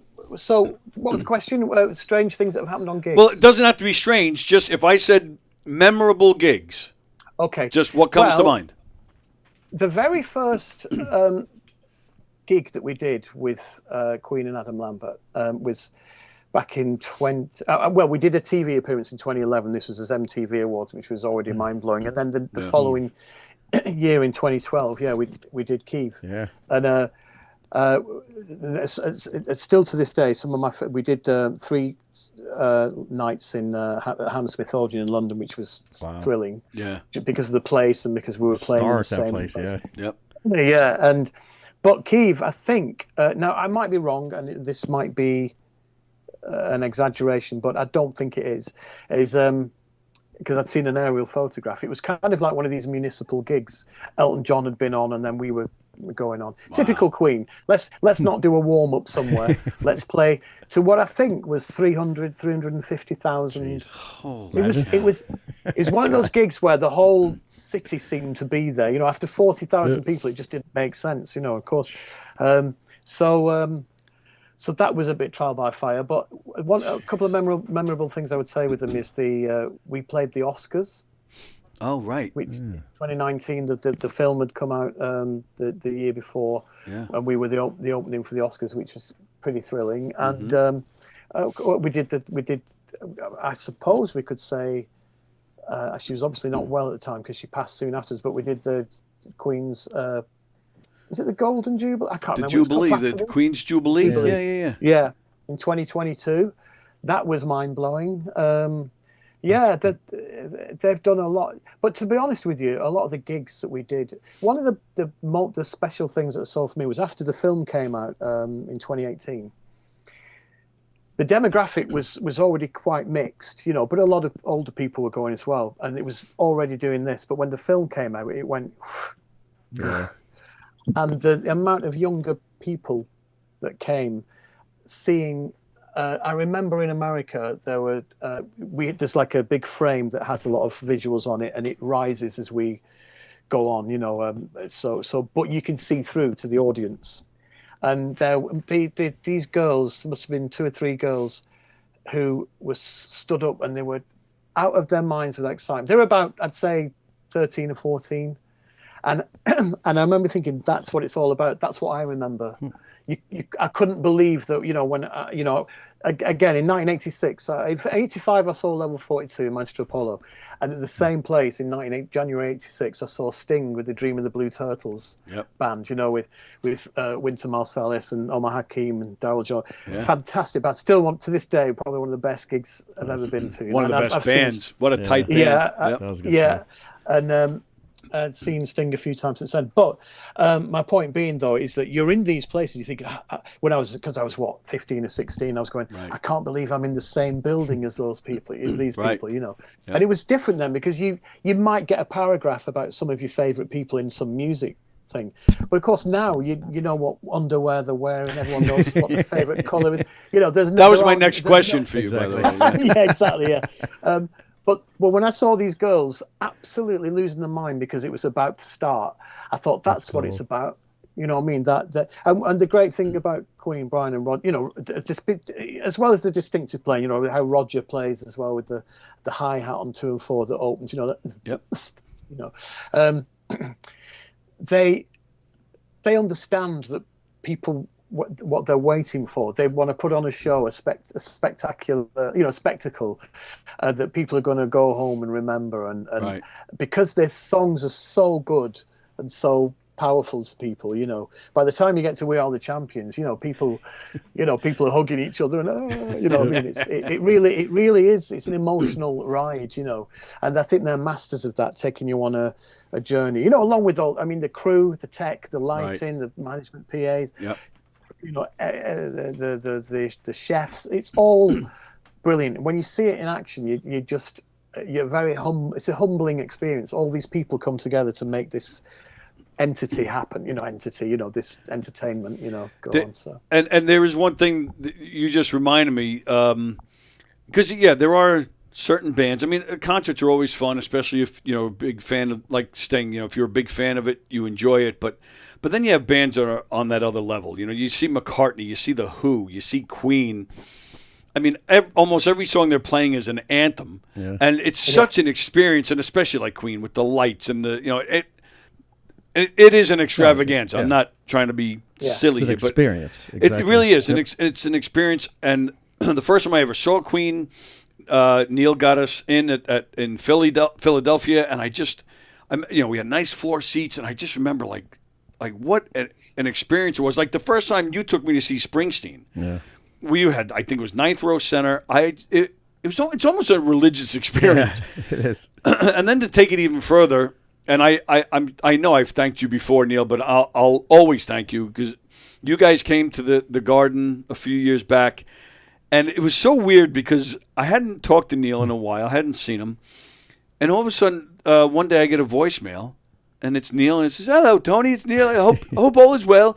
I just wanted to let you know that you just say your name, it will call, and your tickets will be waiting." I was like, "What? I haven't talked to Neil. What?" That's awesome. So not only did he let us, get us passes, and so we went to the Garden that night.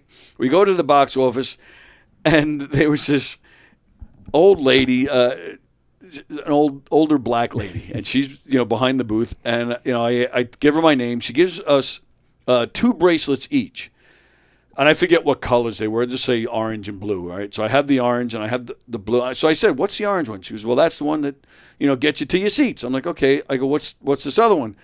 She goes, "Oh, baby, that's the one you want."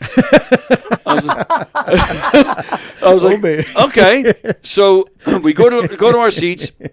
Waiting for the show to start, and a few things happened that I just knew this was going to be a special night. First thing that happens, Larry Mullen, the drummer for U2, comes walking up the aisle. He walks right past us. He's 3 rows behind us. Whoa. I'm like, I have better seats than Larry Mullen? And then, so it was me and then Sally and then 2 people on the end, and they turned out to be Tyler Warren's parents. So that's, same thing. So that's when we're like, oh, these are, pretty prime seats you got there. Pam and Alan. What's that? Pam and Alan. If you say so, I don't even remember. I'll hold you to it. I'm giving them a shout out. They were wonderful people, and they were so proud, and they were. I think I'm closer in age to them than I am to Tyler, so we really kind of hit it off. And then, sure enough, so they tell us that, like, the show was just about over, and they said to us, "Stick around." Like, what do you mean stick around? And then they even said, "That's why you have those bracelets." Oh, okay. So that's when I'm like, holy shit, we're going backstage. Yeah. Sure enough, the show ends. Some guy comes out, says, "Okay, hang tight, everybody. In a few minutes, we'll lead you." I'm like, oh, my God, this is crazy. I mean, it's MSG. This place is, historic, especially if you're into sports or music or music. You got it. It's just, it's the Mecca. Yeah. So we go backstage. They lead us backstage. Just being back there was an experience in itself. They have pictures from various shows, and I'm walking down the hallway, and I'm picturing, this is George Harrison. This is the hallway he walked down for the Bangladesh show, And then they bring us into this room. It's a big bar. It's just a big bar area. And the first 2 people I see when I walk back there, Eagle Rock Entertainment, they handle DVDs, and, they're like a distribution label. A guy I went to high school with is back there. He works with Eagle Rock. So I'm like, oh. So I haven't seen this guy in years. So we're talking. The second guy I see at the bar is Rami Malek, who, as we all know, played Freddie. Yeah. And forgive me, I don't know the gentleman's name, but the actor from the movie who played John Deacon, he's standing there too. I'm like, this is insane. So we're hanging out, and a woman comes up to me, and she goes, she goes, "You look familiar. Who are you?" I'm like, so I give her my name. I said, "Are you?" I said, "Are you from Long Island?" She says, "No, I'm from Kansas." So I said, "Look, I do local theater." I said, "I really don't know." But she kept insisting. So I said, "I do a podcast. It's on YouTube." I said, "I know that's a stretch." We never figured it out. But this woman was Spike's wife. Kyle. I'm sorry. What is it? Kyle. When you said from Kansas, I thought that sounds like Kyle. Yeah. So we never figured it out, but we hit it off. So we end up sitting at a table together, and we're talking, we're laughing. But of course, and then Spike comes over. I'm like, you said, Spike has been with Queen since I think 80 or 81, whatever it is. But if you're into Queen, if you're into music, you know who he is. So he comes over. So I'm now sitting at a table with Spike, Edney, and his wife. I'm like, how the fuck did this happen? And there's Neil. He's at the bar with some friends. Anytime I made eye contact with Neil, I was like, thank you. That's awesome. And because Spike is sitting there, boom, here comes Brian May. I'm like, oh my goodness. And I don't get starstruck. I like talking to anybody that performs and creative, but I don't get starstruck. But when I met Mike Rutherford, I was starstruck. When I met Brian May, I was starstruck. He sat with us the whole time. I'm just sitting there like, Brian May. I'm sitting at a table with Brian May.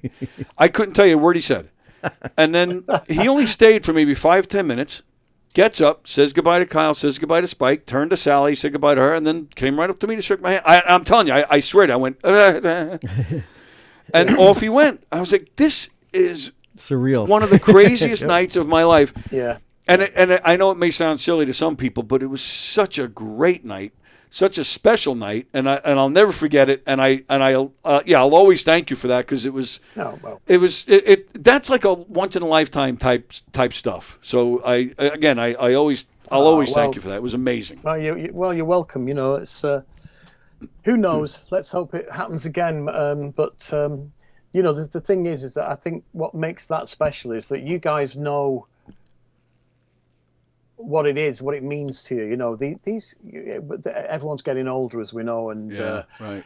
You know, Paul and Queen and, you know, Billy. You know, it's not going to be around forever, and what's going to replace it? Well, you know, you happen to have lived in an unbelievably special time in music history. You know, you know, the Black Sabbath, Led Zeppelin, or Earth, Wind and Fire, and, you know, whatever it is.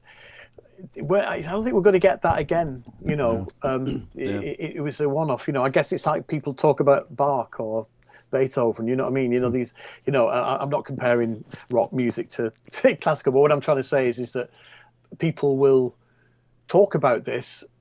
Like, you know, what was it like, Grandpa? You know what I mean? You know, and you'll people, you know, we won't believe it, will we? The older you get, I mean, time speeds up, doesn't it? I mean, if you've got less time, and you sort of go, I can't believe that, you know, 50 years ago was, you know, whatever it was, you know, these things become precious to you. So I think when you see someone like Brian, and he's there, everything, you know, those things when they say, you know, my life flashed before me. I think you just think of everything that Queen has meant to you, right? You know, and same with Roger. You know what I mean? You go, God, I can't believe that, you know, these guys are here. You know, and I mean, I still do, but you know, I never take it for granted. I'm constantly pinching myself, going, sure, you know, so it's all brilliant, and and I know that I've been lucky and to be in a small part of their history. You know, sure. what I mean? And what they achieved, you know, is incredible. You know? And Brian, they're getting up there, but a lot of them still got it. I mean, I forget the name of the band, but some band just put something out just within the past few weeks that Brian May plays on. Do you guys know what I'm talking about? Oh yeah, the Struts. The Struts. That's it. Have you heard this? Yeah. It's fantastic. Really? And Brian May is all over it. Yeah, it's great. Just like Brian May is on the Deccan Traps. Go very nice. Go get this album. It's fantastic. All right. Thank you so much. Oh, my pleasure, pal. All right, so we're going to do some Name That Tune. Rob has been on this show plenty of times, and we've done this before. He doesn't just play a tune and we have to name it. What he does is he isolates an instrument from a song, and then we have to guess the song from there. And it's not that easy as it sounds. Yeah, sometimes you think it's tough. I think last time, though, I did pretty well, if I remember right. Now, keep in mind, these are all classic rock songs, so nothing from the 90s, 2000s. This is all good stuff. So excellent. What I'm going to do is, because Neil's here, I'm going to start with a bass line, and then maybe I'll give it some drums. Okay. So make sure the volume's up. The volume is actually, up, some of these friend. bands we mentioned today in the interview, so there's a little hint. Right. Are you ready, Neil Fairclough? I'm ready. Okay. Begin. Excellent.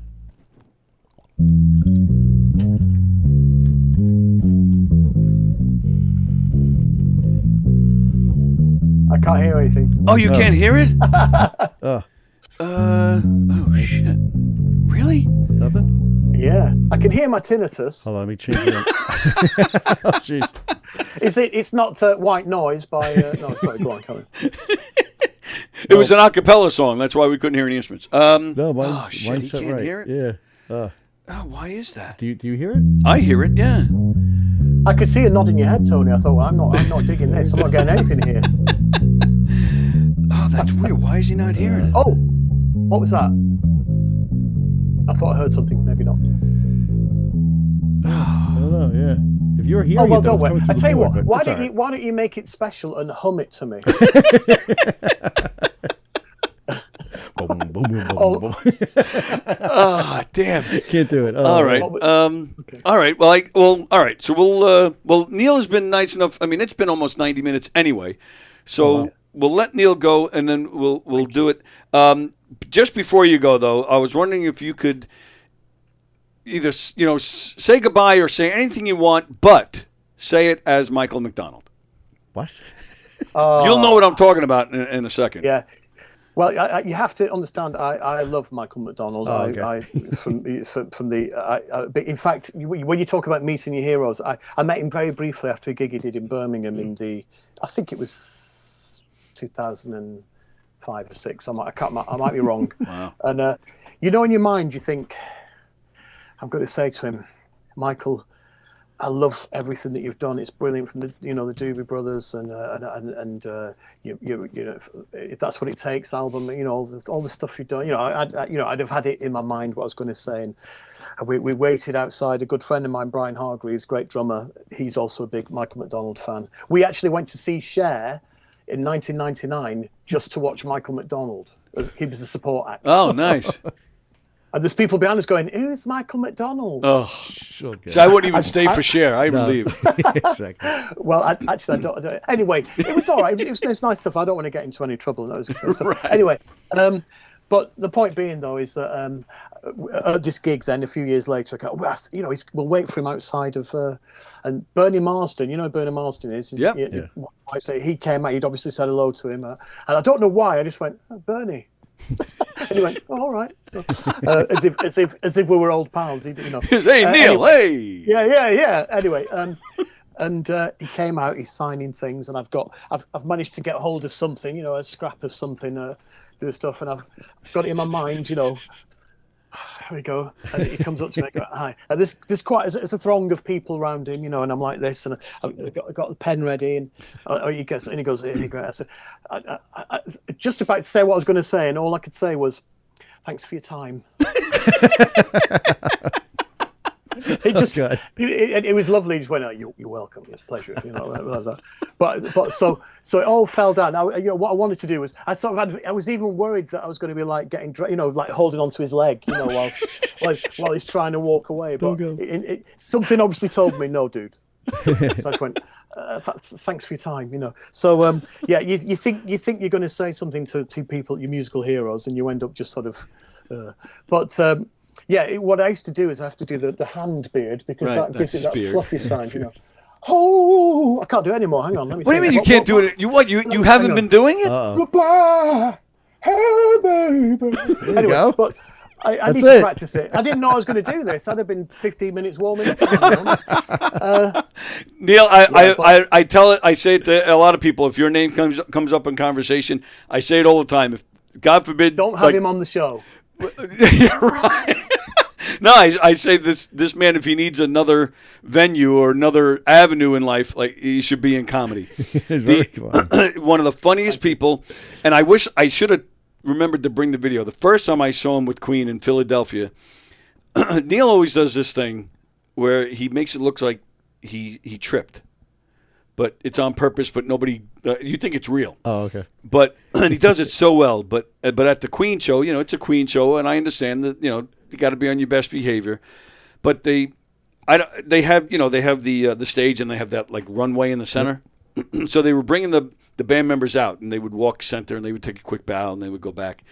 So I got my cell phone on Neil, because there's my pal, I'm watching, and I see him. He looks towards I think it's stage right, I believe, and he makes eye contact with somebody that's back there, and he just does a quick little.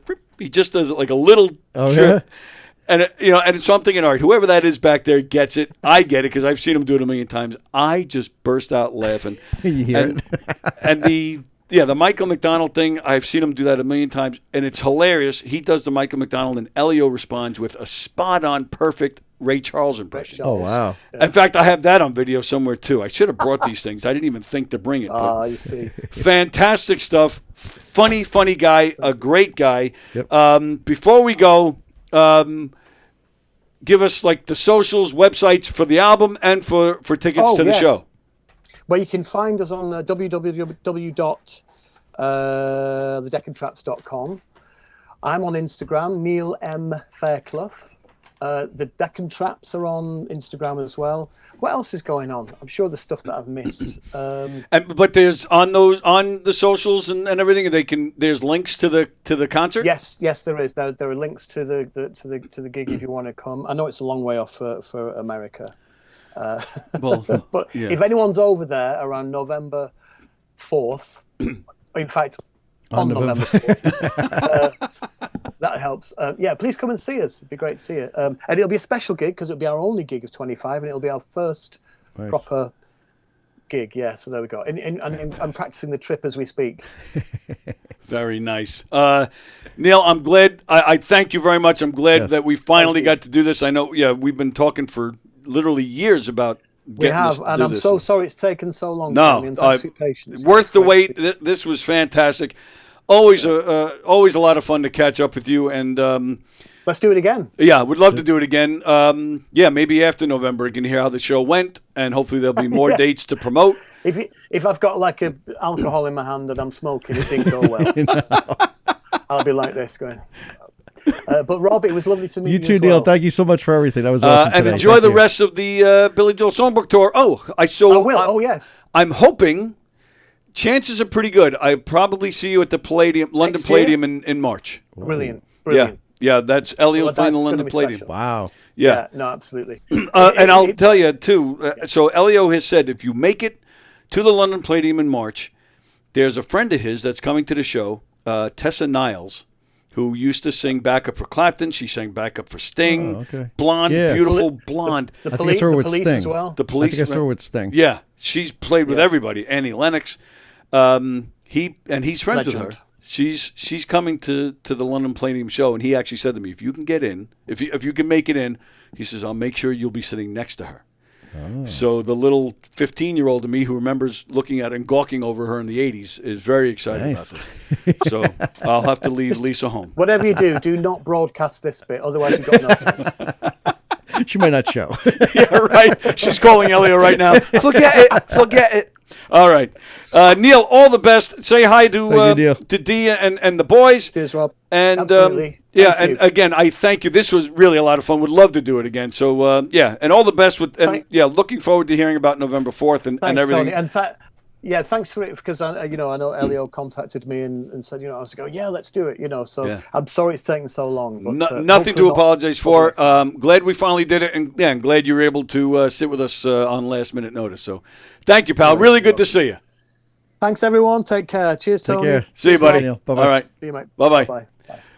All right. Wow, that was fun. That's fun. That was cool. Yeah, he's such a really nice guy. really good guy. Yeah. All right, let me fix the. What did I do here? Let me fix the camera angle here. All right, let me. Oh, gotta get rid of the third box. Yes. What is going on here? Why can't I get rid of that? All right, let me do this. Let me do that. Let me. Hang on a second. We're all right. So, guys, thanks for sticking around. We've already gone late, and we're going to continue to go a little later. So, hope you're okay with it. We appreciate you guys hanging around with us today. That was a lot of fun. That was a great time. So, and our apologies to Neil. I was looking forward to doing some Name That Tune with him.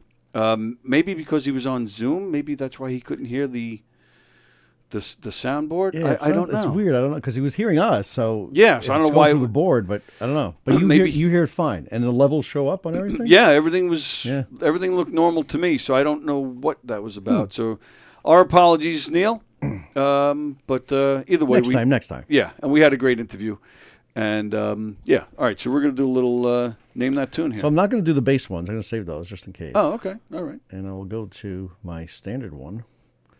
You know the rules. I will start you off. All right.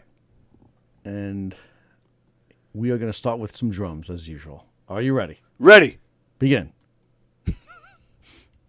Oh, it'll help if I turn this on. Oh, I know this. This is Joe Walsh. Very good. That was a quick one. Yeah, I surprised myself on that. I'm going to give a little bass on this one.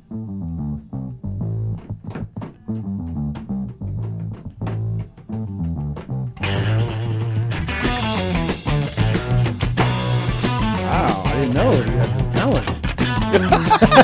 I bang a desk like nobody's business, baby. All right, you passed that one. All right. Here we go. Starting off with some drums again. Okay. Begin. All right, this one's a little harder. It's not Love Shack, is it? No. I could hear it a little bit, but no. I'll give you some bass. You definitely know it. But once again,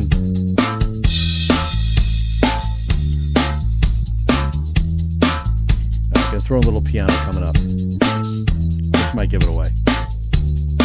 Yeah, you got me so far. Ooh, maybe not.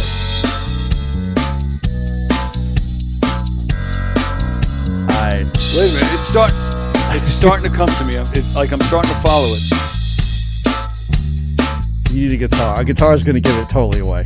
Yeah. You ready? I failed on this one. Oh yeah, that's oh shit, that's Tom Petty. I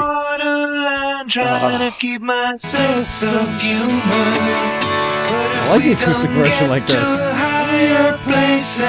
Find somebody, can help somebody like be nobody no more. Good song, good album. Great album. Just the documentary anniversary of Wildflowers. Yeah. Well, they just put out the. I just got it the other day. The Blu-ray of the making of. I haven't. I watched want to it. see it because it has bonus features that were not in the theaters and not streaming. But I want to see if I could buy it streaming. But I don't know if there is a version of it that even has the footage. But I definitely do want to see that one. Great. Wildflowers by Tom Petty. Best album. Yeah, Always it's his been best the best album, without a doubt. That was a really good tour. I went with Roger when we met him at the hotel that time. Yep. I had him sign my Wildflowers CD, not the CD itself, not the liner notes. Yeah. And in my back car, I had the 6-disc changer, and Roger's like, "What am I gonna have him sign?" So he ended up having him sign the greatest hits CD itself. So didn't you guys ask him to play a song? Yes. And then like the next night, that was at that at the Coliseum. At that thing, yeah, we saw him in Connecticut. We followed the van back to Garden City Hotel, which is where they were staying, which was a wild just guess that he was going to be there. And he did stay there. He came out. That's where he signed the things. And that's where I said, Tom, we haven't heard The Waiting in a long time. And he wasn't doing it that tour. It was like one of those things where he just did it after a while. And little, right the at the Coliseum. Night, I was there too. Not with you, but I was there. He starts off with the quiet intro like he does in Pack Up the Plantation and just goes straight into it. It was like, wow. I remember sitting there watching that. I think you were to my left up no, higher. No. I was floor. You guys in the front. You guys were in the front. I was back. You guys were to my left. I remember people were sitting down because he was doing acoustic numbers. Yeah. As soon as he did that, boom! I see two bodies standing up, and it's you two. I remember like watching you guys like a proud uncle. Like, oh, they got their song. That was Look fun. at my friends. Yeah. All right, here we go. PP. We are starting with bass on this one. Okay. This might be an easy one. Yeah, this is Jeff Lynne. Every Little Thing. Your love never ending. This I've got to know. That was close. That was pretty. Love Jeff Lynne. Such a good album. Such a good album. Love that album. That's what's the name of that album? Armchair Theater. Armchair Theater. Great album. Which only came out how many years ago? Almost 40. Okay, I gotta go. Oh my goodness! Where did the time go? Help me! How are we this old? Oh, this is Genesis. Sure. Positive. Let's keep it dark. Seems strange to have to lie. Have you ever heard this version? About a world so bright. I like this. Love this song. Instead I made it almost sounds like a demo. From the world at night. Well, Phil, right? That I could really tell you. Phil, baby. Wow, you're good. Oh my God. All the things that happened to me. And all that I have seen. What's this? Ooh. I've never heard that. That's back there. That's in. That's Wait. That's in the song. Yeah. Let's do everything but vocals with that. What a great tune. Yeah, you can hear it back there. Yeah. Oh, I didn't know that. See, what's crazy now is Keep It Dark by Genesis. It's crazy. There's like some of these I've gotten the actual stems for, which are the actual like master tape tracks. Some of them now you just do with software, which is Did you crazy. hear? We mentioned before with Neil talking about bootlegs and stuff. Did you hear just 2 weeks ago? There's a Genesis website. It's called the Genesis Movement, and for at least 20 years they've had a page on their website which was bootlegs. But it was, like audience recordings and, stuff nobody, I don't want to say people didn't care about, but I guess the band and their management didn't care about. So 2 weeks ago, somebody apparently that's in Phil Collins, like part of his camp. Inner Circle, through this website, released like 100 different soundboard concerts and studio outtakes, like all this inside stuff. And I don't know why or how this happened, but then sure enough, the next day that website gets a cease and desist letter from the Genesis management. So the website was totally gone. Did you get anything? I got very little. Really? Yeah, I was. Oh I my was. God. I was late to It the went game. fast. I was pissed.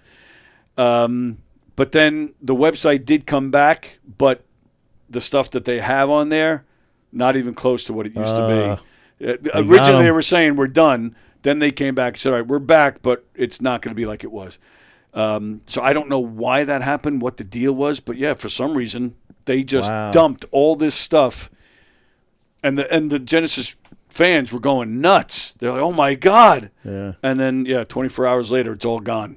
Yeah, it was weird. I don't know what that was all about. But okay, that's crazy. That's my useless information of the day. Okay. Ready for some drums? Ready.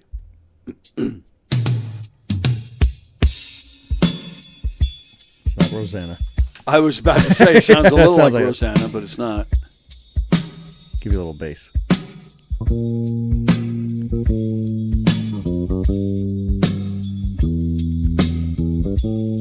This is the very tough one. When I was doing it, I'm like, I don't know this one.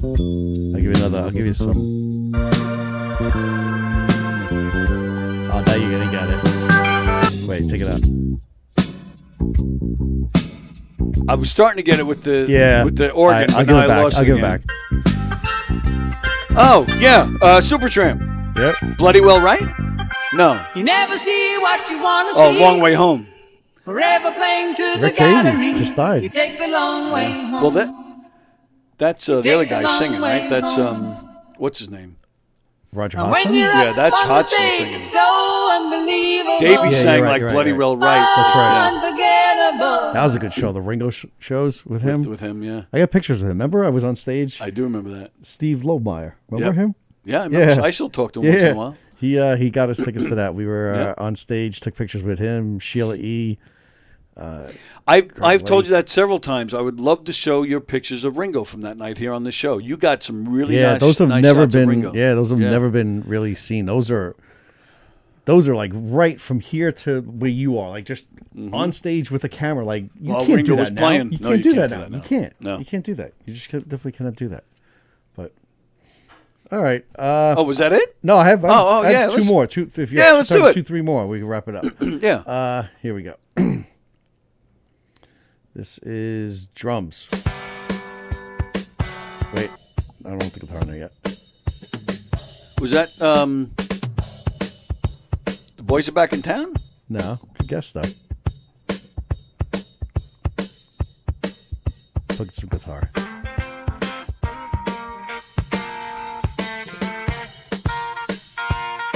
Oh, this is tough. No, I know this. But I'll give you some piano. yeah, Boss Skaggs. Last shot before we quit it. One more on the road. Little be running, having great big. I love hearing it like this. It's like cool. it sounds like a demo, like Yeah. they're just like rehearsing it. But you can hear the vocal louder, Yep. and it's cool. That was all she wrote. No horns. Right. Be making like a feel. That's the cool thing too. You could remix your own. You can make your own. So if you don't want to hear horns, take them out. Right. It's crazy. Oh, that was a good one. Here's one of your favorites. I think I'm like 50-50 here. Yeah, you're doing pretty good. Yeah. I should be doing better. All right.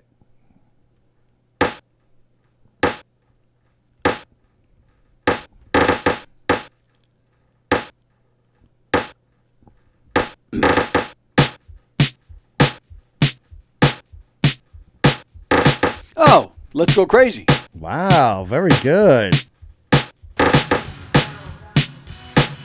Crazy. Punch a higher floor. Woo! Is that Michael Jackson or? Take a look around you. Ooh, you At don't- least you got friends. You see, I call my old lady. Phone friendly word. She just picked up I the don't know. phone, dropped it on the floor. Was all I heard. But am I gonna let the elevator bring us down? Oh no, let's go crazy. Let's get I never down. noticed that little like after he finishes the line. He's like, Take a look around you. At least you got friends. You see, I call my old lady. That was actually good because when I got this all set up, I did not hear that part because I didn't play vocals. That's and again, that's the beauty. It's almost like being in the studio. No, it Listen to is. I'm going to do that from now on, like in between sentences as I'm doing the show Yeah. here. The Knock 'em Dead Comedy Show, live on Gov's you got- Comedy Club podcast. Thanks for joining us. That could be your new style instead of what is it called? The vocal fry. It'll stylings. be like no, like you know when people talk now, they go, oh, how are you? How you doing today? Like they do that. It's called a vocal fry. But you can have your own little thing where you just it's called, I don't know. We have to come up with a name with it. Yeah, I'll have to. the Prince. All right, one more. Here we go. Okay. Yeah, the last one. This is drums. I play drums. Here we go.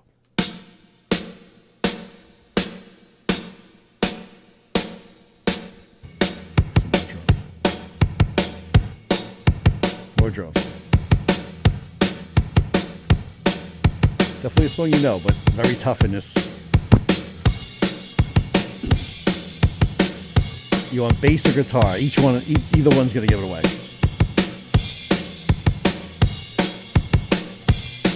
I'm drawing a complete blank so far. What would help, guitar or bass? Give me the bass.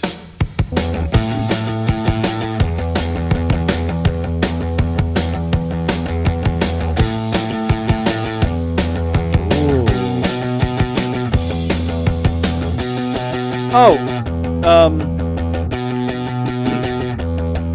the Ramones?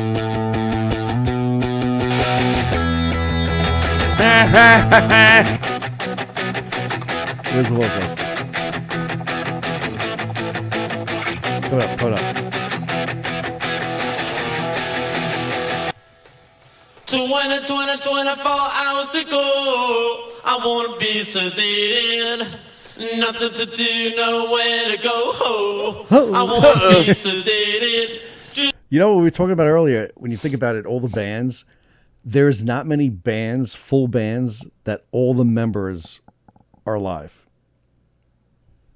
Well, so how far back are we Like- going? Like to the 60s? Well, like all the major, Stones, Zeppelin, Beatles, Who, Genesis, all the members. There's no one. Yeah, Genesis, they're all pretty still much alive. around. Although, who knows with Phil? He seems he's in bad shape. I'm trying to think of, but I don't think there's that many that are like really. The Kinks? I mean, there's been a few different lineups. Yeah, but it's tough to say like which original one. But overall, it's. I know. I'm trying to think now. Like, what's his name from the Turtles? Just died a week or two ago. Oh yeah, vocalist. What was his name? Flo. Mark Vorman. Vorman, yeah. Who sang back up on Springsteen, Hungry Heart. He did? Yeah, both of them. Oh, I didn't know They that. do background vocals on Hungry Heart. Really? Yeah. I had no idea. You know that thing today about the guitar pick? I never knew Really? that. Never knew that. Wow, I remember always seeing that. Wow, yeah, you got me thinking.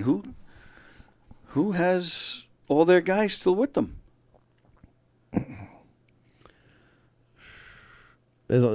I can't think of anybody. There's really not that Eagles, like Fleetwood Mac. Now to put them on the list, I mean it's crazy. Yeah, I can't think of a single band. Billy Joel. Yeah, but he's a solo artist. But The the band, Police. the original The band. Police is still around. Yeah. I mean, they're not Well, together. the odds are three people. So yeah, Dude, there's a big lawsuit going on now with them. Do you read that? I did read that. Andy Summers, right? Yeah, he's like suing Sting for writing some guitar parts. And Well, he's saying he's been doing that for years, though. For years. He said the guitar part that he plays for every step you take, he deserves a writing credit for that. Yeah. And he's, it's such an integral part of the song that he deserves the royalties. I don't know. I don't know if I'm with him on that. Leave the guy alone. Go make your money. He's yeah, what band? See now the Doobie Brothers, they've lost Van a bunch Halen. of guys. Van Halen obviously doesn't have the main guy. The Who, I can't. Springsteen has lost Clarence. Yeah. And, I didn't think about that. Yeah. Wow, I can't think of Yeah, anybody. it's very, very, very limited right now, and like within the next 10 years, I would say it's like, yep, there's not going to be. I mean, I think it's safe to say, as dark as it is, yeah. Pink Floyd, yeah. I think Paul and Ringo will be gone within the next 10 years. Daltrey and Townsend, Mickey Dolenz, I mean, these guys are all in their 80s. Yeah. Ringo's 85. He's in his mid-80s. I know. How much longer? But he still looks like he's 55. I know, it is crazy. He could pass for 45, actually. I just saw this morning, somebody released a new picture of him without his glasses on. Oh, really? He's been wearing those sunglasses Yeah. in public for years. Yeah. You can tell he looks older or he looks good? No, he looks good. Really? I think I look older than him. Yeah, it's amazing. There was a good video that he posted on, I think, Instagram or something about his the new tour again that he just started up, and like behind the scenes stuff of him performing and stuff like that. Looked pretty good. Ringo's got to get a new band. Yeah, And it's change stale. that That's why I damn haven't seen it in set so list. long. Yeah, I can't. Yeah. I can't do it anymore. No. The Springsteen, the Nebraska. Oh yeah, that's coming out. Have you heard that? You've heard Born in the USA? Yes. That's good. It was good. Which I'm glad. I'm really thrilled good. actually, because the box that he just put out a few months ago. Yeah, I listened to like 2 albums, 3 albums, but like I said, it's too much at once. Too much at once, but too much stuff that's really not that good. It doesn't suck. No. But it's not great either. If I had to pick one, the Philadelphia Sessions is Yeah. the one. That's the one to listen to. If I had to pick one album which is the only one really I've been listening to. Twilight Hours, is that one of them? Twilight something. That one was I one thought of them's was like decent. the Jode one. It's like very just acoustic. And then the one's the rockabilly one, which is really good. Yeah. The Outtakes one shouldn't even been a release because it's not an album. He didn't go and record that. That's just like demos and stuff. But I don't know. Yeah, I was very disappointed when I listened I think to it it. So should have then been spaced out. The Nebraska thing is going to be good. I'm Like, looking forward every to couple months. All right, we're doing this one. We're doing this one. But right. And the Lennon box set that's coming out, I'm looking forward to that. Yeah. With the omissions. Yeah, true. Well, there's only the one, right? But Sisters Those Sisters too is not on. Oh, that's not on it either? Not on the video. Or I don't think it's on the CD. No, it's one or the other. It's not on the video, but I think it's like a demo version on one of the outtakes, but not on the actual disc as well. Wow. Yeah, that's messed up. That's a whole nother. Yeah. And Buckingham Nicks comes out this weekend. Buckingham Nicks, Lindsey Buckingham, Stevie Nicks. Before they joined Fleetwood Mac, they put out one album called Buckingham Nicks, and they weren't famous yet. Nobody knew who they were. But this album has never been released on CD ever until now.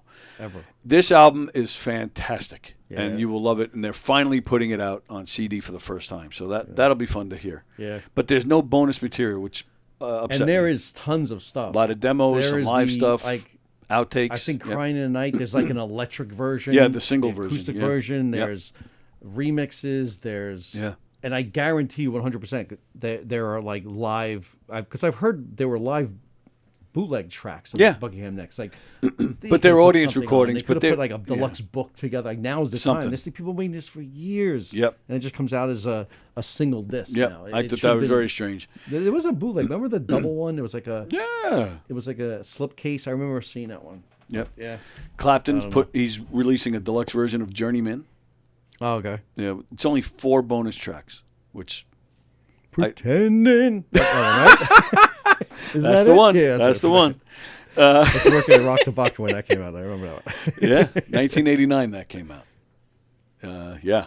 All right. Good stuff. Yep. Definitely. That was a great time with That was Neil. good. Neil's That was, a really yeah. nice guy. Nice guy, Nice great insights, guy. everything. Yeah. He knows his stuff. He knows his music. Without a doubt. Yep. Just a great guy all around. Our apologies that he couldn't hear the music. But we kept him long enough as it is. All right, time to go. Thanks for sticking around. We did an extra half hour today. Thanks for hanging out with us today here on Gov's Comedy Club Podcast. Again, we appreciate the support. We appreciate you guys sticking around. Today is Thursday, so we got Nick Greystone coming at you tonight at 8 o'clock. I think it's 8 o'clock. Then I'm back here with Rosie tomorrow morning at 11.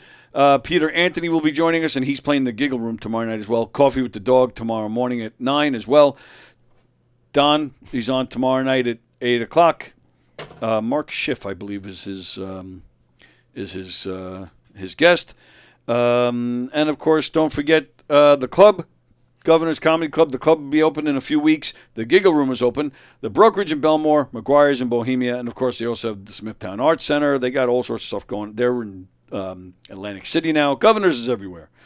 Some of the comedians you'll see on the Governor's stage this weekend: Psychic Medium, Cindy Kaza, John Butera, Brian Paul, Peter Anthony, Mike Cannon, Fiona Cawley.